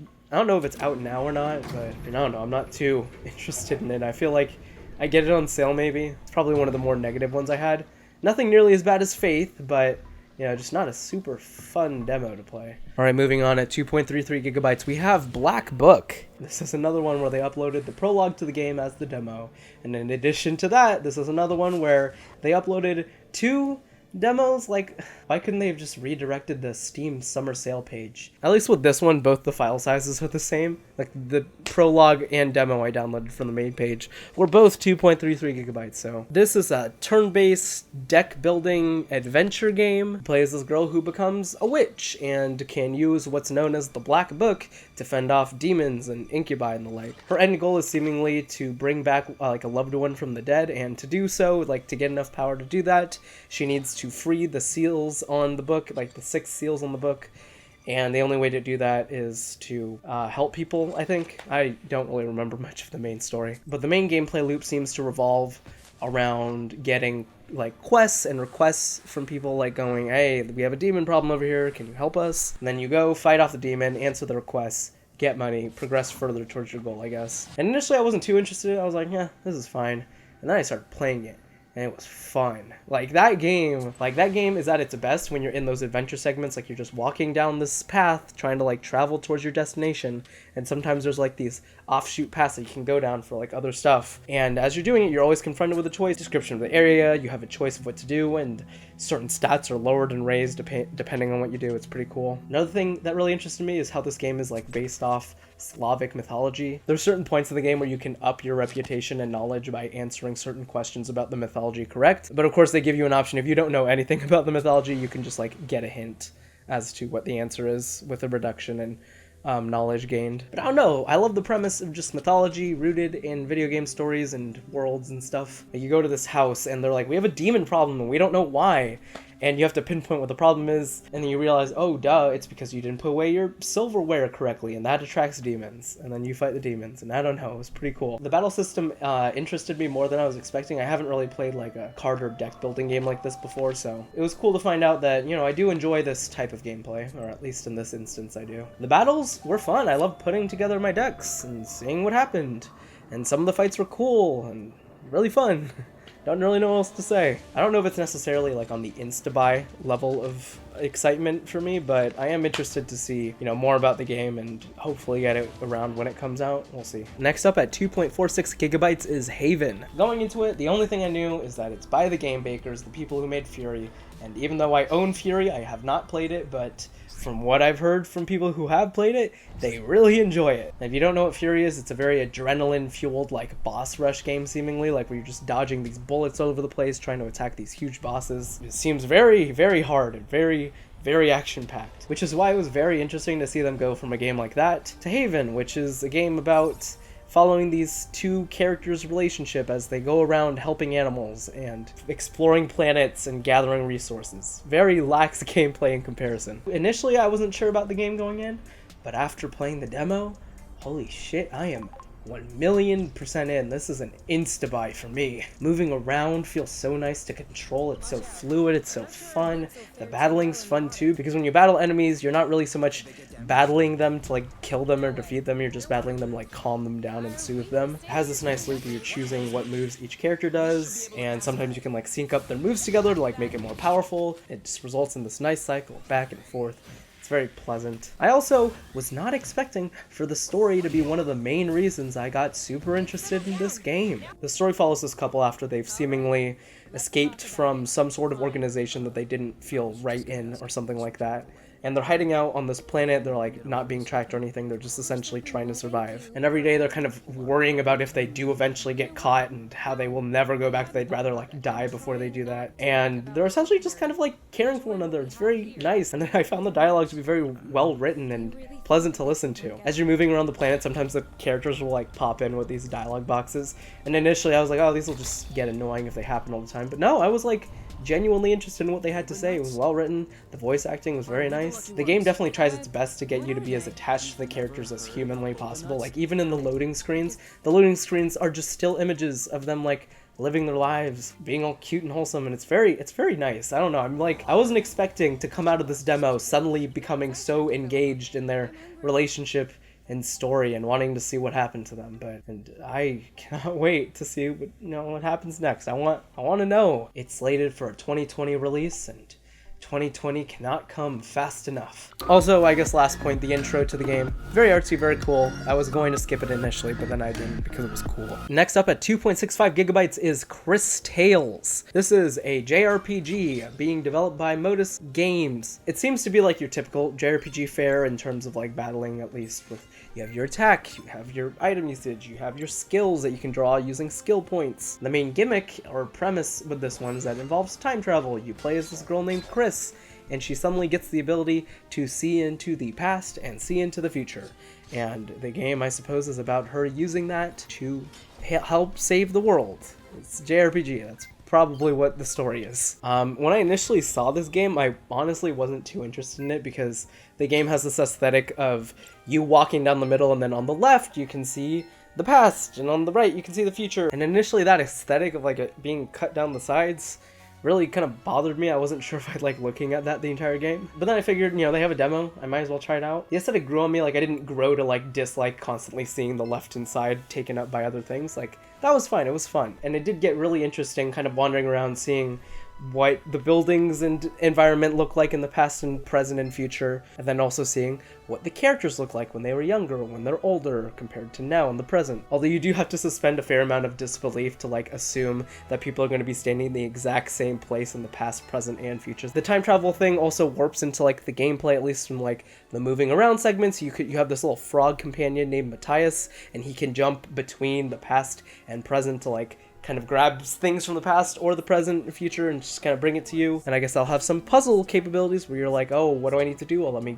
grab this information or this item from the past and bring it here, or get this thing from the future and bring it here. There's some promise there. And this extends to the battles, where in the battles you can send people to the past, present, or future, and as a result make them weaker or stronger as a result. It's just a matter of which one you choose. Like if you choose to send an enemy into the future, you can make them really old and gangly and easier to kill. Or if you send them to the past, they'll be younger and still easier to kill. I don't know. And even in like the one boss fight they had at the end of the demo, you were facing these two ladies who had this huge metal shield, and you could do no damage to them in the present, but if you soaked their shield here in the present and then sent them to the future, their shield became rusted and suddenly there were holes in it and you can attack them for damage. So I'm just assuming that that interplay between skills and sending them to the past or present will ultimately play into more battles in the future, which, you know, has the promise of being cool. Like, I'm pretty interested. I'm definitely more interested than I was before, thanks to the demo. I don't know if it's necessarily like a must-buy for me or anything. Like, I'll check it out and see what people think of it and maybe get it on sale later on, but yeah, it was fine. Also, definitely, the best part of this game is Matthias. Whenever you send him to the past, he's like this cute little tadpole. Whenever you send him to the future, he's like this really old frog. It's very cute in both instances. I loved it. Also, the bootstrap theory is real, guys. If I go into the future and give myself something, then how do I get it? Like, is it just stuck in this eternal time loop? Or Cris Tales, I really hope you address this major plot hole. I need consistency in my time traveling. I'm kidding, by the way. I don't really care that much. Next up at 2.7 gigabytes is Spiritfarer. This is an amazing game. I'm really excited. The premise of the game is that you play as Stella, a Spiritfarer whose goal is to try and guide spirits to the afterlife, kind of like assist them in their journey. So it's a game about death, but it's a very happy game about death. Because you're guiding them to the afterlife, the entire game revolves around making these spirits happy and making their trip as easy and as painless as possible. The main mechanic here is housing all these spirits on your boat and making sure everyone's as happy as possible at all times. Everyone has like this friendship meter that can go up or down, and you can even hug spirits. You can hug spirits. You can hug them at just any point. I hugged that frog and the snake so many times. It was, oh my god, I want this game now. It's just so pleasant to play and so just wholesome and nice, and it kind of helped that I played that demo coming off of just hundreds of hours of Animal Crossing, you know? Another game where your ultimate goal is to make your animal villagers as happy as possible. Same thing here, you're trying to make your animal spirits as happy as possible. The platforming in this game is very fun and fluid to do. There's like a fishing minigame in here, and there's like some management in terms of how you lay out all the buildings on your ship and stuff. And I didn't even realize until after I played the demo, but this is being developed by Thunder Lotus, the guys who did Jotun and Sundered. So, I don't know, it's just a cool little tidbit. I know them for their prior games. I think I own Jotun. I just haven't played it. I think that's the case with most of my games, though. Also, the writing is just so sweet and just quirky and fun. I think I just like quirky and fun writing. My love for Chicory and Night in the Woods wasn't enough already. Here's more examples. Like when you go to this one island, you like talk to the spirit and he just mentions, hey, can you not follow me home? I just don't want people to know where I live, because that's weird, right? I just don't want people to know where I live.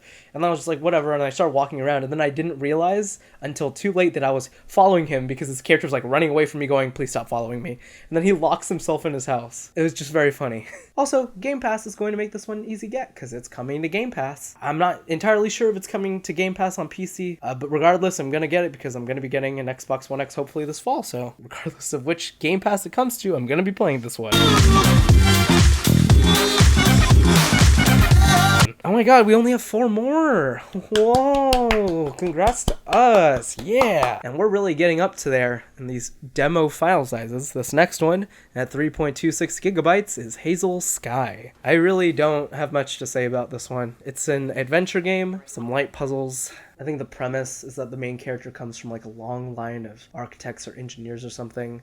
And it's like a rite of passage for their family to like desert themselves on this island and just spend a year crafting stuff and experimenting until eventually they can craft something that'll let them escape the island or something. And then that's just the premise. So I mean, that's cool, I guess. Entire rite of passage thing's interesting enough, and you even encounter like the dead body of this former relative, I guess, who never ended up escaping the island and just died there. So yeah, premise good. The few, not even few, like the one puzzle they had in the demo was very lacking. It was not hard, very easy. I don't know if that's supposed to be representative of the difficulty of puzzles you're to see in the full game, but didn't really grab me all that much. Also, the audio bugged for me, like any voice line that played just kept skipping, so that definitely dampened my experience with this game. But yeah, it's okay. I don't really have much to say about this game. It's an adventure game. Still generally interested, but not necessarily any more than I already was, which is like, I'm interested an okay amount. Oh my god. God damn it. My camera just apparently loves to die today, because this is like the second time, and I recorded for like an hour before I realized it died again, so whatever. We're back, baby. Alright, next up at 4.185 gigabytes, we have Paradise Killer, and oh boy, I am excited for this game. It's like this game was made for me. It's not only a detective murder mystery game, but it's a vaporwave themed detective murder mystery game. It's like the developers went into my dreams and were just like, oh, here's this game, we'll pull it out of Chandler's mind. And here you go, Chandler, here's this game that it was just made for you. And it wasn't like this game just put a vaporwave skin on it to say that they're vaporwave. Like, oh, look, we have marble textures and statues and pink backgrounds. We're vaporwave. No, this game is vaporwave to a T in like nearly every single goddamn aspect. Of course, it aesthetically looks extremely vaporwave. The story has so many vaporwave themes and motifs in it. The soundtrack, of course, is vaporwave. It's very largely, at least the demo part I played, by and large, future funk, which I'm okay with. You know, I enjoy me some future funk. But I do enjoy me a bit more some ambient vaporwave, so I do hope stuff like that is in the full soundtrack. But the stuff that was in there was pretty good. I think it reminded me most of Tupperwave, his music, or at least especially his most recent album. Like, his most recent album, the Tupperwave album, reminded me a lot of this soundtrack. So, which is a good thing. That's a very good thing. Everything about the story is extremely vaporwave. The game is set in this world where everyone pretty much lives in this simulation, and simulations are created on islands, and islands live out their purpose until they're destroyed, and then a new island is formed.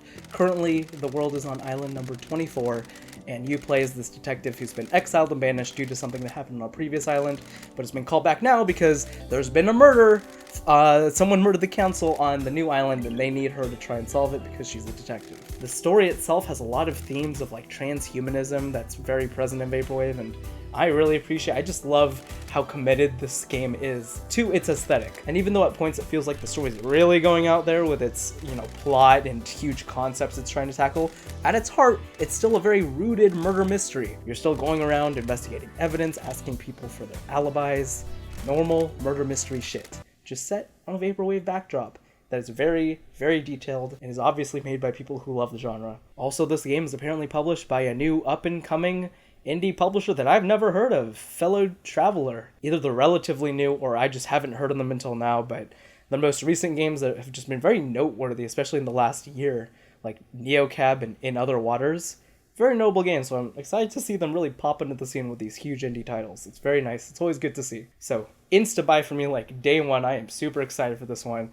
But again, it's just a super niche thing. Like, it's probably only going to appeal to me and, like, a few other select people. But I'm excited. I'm really excited. All right, next up, our penultimate game for today. I feel like I've been talking about demos forever. But our penultimate game at 4.286 gigabytes is Ghostrunner. Okay, I swear to God, when I was starting this video, I did not intend for my least favorite demo to pop up at the beginning and for my favorite demo to pop up near the end. But I guess that's just how it works out, because that's what ended up happening. Ghostrunner was by far the best and my favorite demo out of all the other ones I played. He plays this robot ninja going around attacking people on all these like huge playgrounds where you can just jump around and do whatever you want. You are a very vulnerable character. You will die with like one hit, but your moveset is so huge that it never stops being fun trying to tackle each stage again and again when you do die. You can kill people with your katana, you can jump around, double jump, slide, run on walls, grapple things to like get to higher places. It's a very extensive moveset and it all feels so natural to do. There was never a point where I was confused about what to do or I was overwhelmed by the amount of options I had available to me. It's all just very easy to understand, and as a result, it was just really, really fun. I first saw it at the Future Game Show and was initially interested just because it looked like a cool game, but then I played the demo and I am way more interested than I was before. The game is really gorgeous too. It's a very pretty game, and the soundtrack is just like synthwave blaring in your ears, and it really works and fits with the entire theme the game's going for. I suppose the most apt way to describe this game in just a few words would be that it's a Genji simulator, you know? You're like a robot ninja running and jumping all over the place, slashing dudes up with your katana. Or maybe it's more like a Genji Lucio simulator, you know, because you can run on the walls like Lucio does. Or maybe I should just stop making Overwatch analogies. But yeah, not really much else to say. It's just a really good, fun demo, and very, very short. This was probably one of the shortest demos out of any of the others I played. Like, definitely, if not the shortest, one of the shortest, because it was very short. All the demos averaged me around like 11, 15 minutes to complete. This one took me like 10 minutes. And when it ended, it like physically pained me. I didn't want to see it end. I felt like I just had the rug pulled from under me. I was like, whoa, I forgot this was a demo. I was having too much fun. And now I have to wait till 2020 to play this game when it releases. Also, interesting detail, this one is published by All In Games, which is another indie publisher I've never heard of.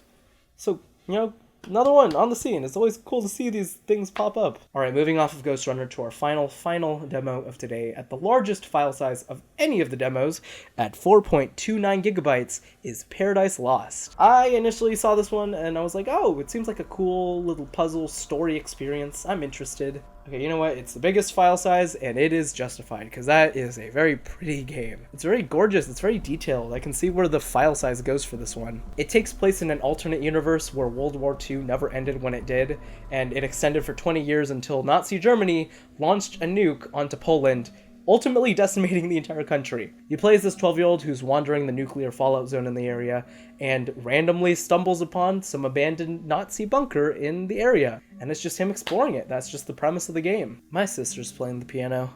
I really hope you can't hear that. Oh, she stopped. No, she's still going. This is a weird demo, and that was pretty short the first time I played it. Like, you just kind of walk through this abandoned, like, train station terminal, it seems like. You go around, look at some documents, find a way to get through. You like enter a ticket thing, get through, you go into an elevator, it seemingly like gets stuck or something, and then the demo ends, and then that's just it. It's over. And I was like, oh, that was disappointing. I mean, it looked pretty, but it was a 4 gigabyte demo. Why was it so much? And it was so short. What further intrigued me though was at the end of the demo, the game was like, hey, there's other routes, other secrets yet to be found here. Replay the game to find them. And I was like, you know what, fine, whatever. It took me 4 minutes to do the first part of this demo. Let me just replay it and see what I can find. And then I started exploring around a bit more, found some extra stuff. I was like, oh, I guess it's just very detailed. That's what they wanted me to look for. But then I found like this opening in between 2 crates off to the side. And I went through and it was just an entirely different pathway through the same train station. Like, you got to look through people's luggage and stuff. You go through all these claustrophobic tunnels, and then you make it to what seems like some sort of processing room. And then you see this area where you can only assume that they hosed down the Jewish captives they had. It was very interesting, just like walking around. And then ultimately, the path you were walking down opens up at the same area you were at before, and then the game ends in the same way. I'm not sure what this demo was trying to imply, you know, whether it's that this game revolves around replaying it and finding every single path and finding every single detail possible, or if the full game will just be super expansive and you can just walk through it to your heart's content. I'm not sure. It's interesting enough. I don't know if I'm engaged enough to like necessarily get it on release, but I kind of like what the game's going for. Like, I wasn't sure what it meant by there were more secrets, but I surely wasn't expecting an entire different route through the train station with, you know, more details to find and secrets to see. I guess final thing, especially coming off of Ghostrunner, it's another All In Games game. Also published by All In Games, and kudos to them. Lots of games I'm seeing from them all of a sudden, and just, I guess, to end this entire thing, just a lot of new games from indie publishers all over that I haven't heard of, which is very good to see. I always, you know, I love my Devolver games, I love my Adult Swim games, I love my Annapurnas, but it's always cool to see someone new hop on the scene. Actually, I guess Annapurna is relatively new too. They only popped up in 2017. Alright, and that is it for demos that I played. We finally did it. We got through all 40. I'm horrified to think of how long this video is going to be. 3 hours long? Oh my lord, I hope not. If it's 3 hours long, Chandler, can you just cut it down? Like, cut out literally anything to make it less than that? That cannot be that long. If you're still here watching, thank you for watching. If you aren't, well, you're not listening to this, but I understand why. This video was way too long to watch all the way through. I do hope that in watching this, you have gained insight into games that you might be interested to check out in the future, because that's ultimately what I enjoyed most about this entire demo festival. I found so many new games to look forward to for the rest of the year. Like, before this demo festival, the only game I was super looking forward to that was coming out this year was Cyberpunk. Like, that was it. That was the extent of my gaming excitement.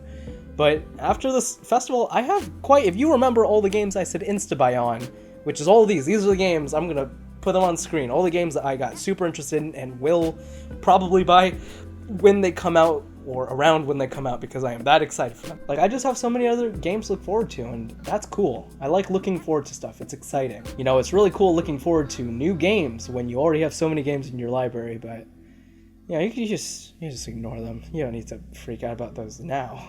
Again, thank you so much for watching. It was a long video, kind of different video from what I usually do. It was just kind of rambly and me talking. I was excited enough about all these demos to want to make a video about it, and then I did it. And it's been, as of right now, 2 weeks since the festival happened. So hopefully I edit this within the next other week. Otherwise it'll been like a full month ever since the festival happened, and that's way too late. I hope, oh god, it better not take me that long. Alright, anyways, that's it. Thank you so much for watching. I am out. I am going to go edit this, hopefully, or not. I don't know. I'll rest. I'm tired.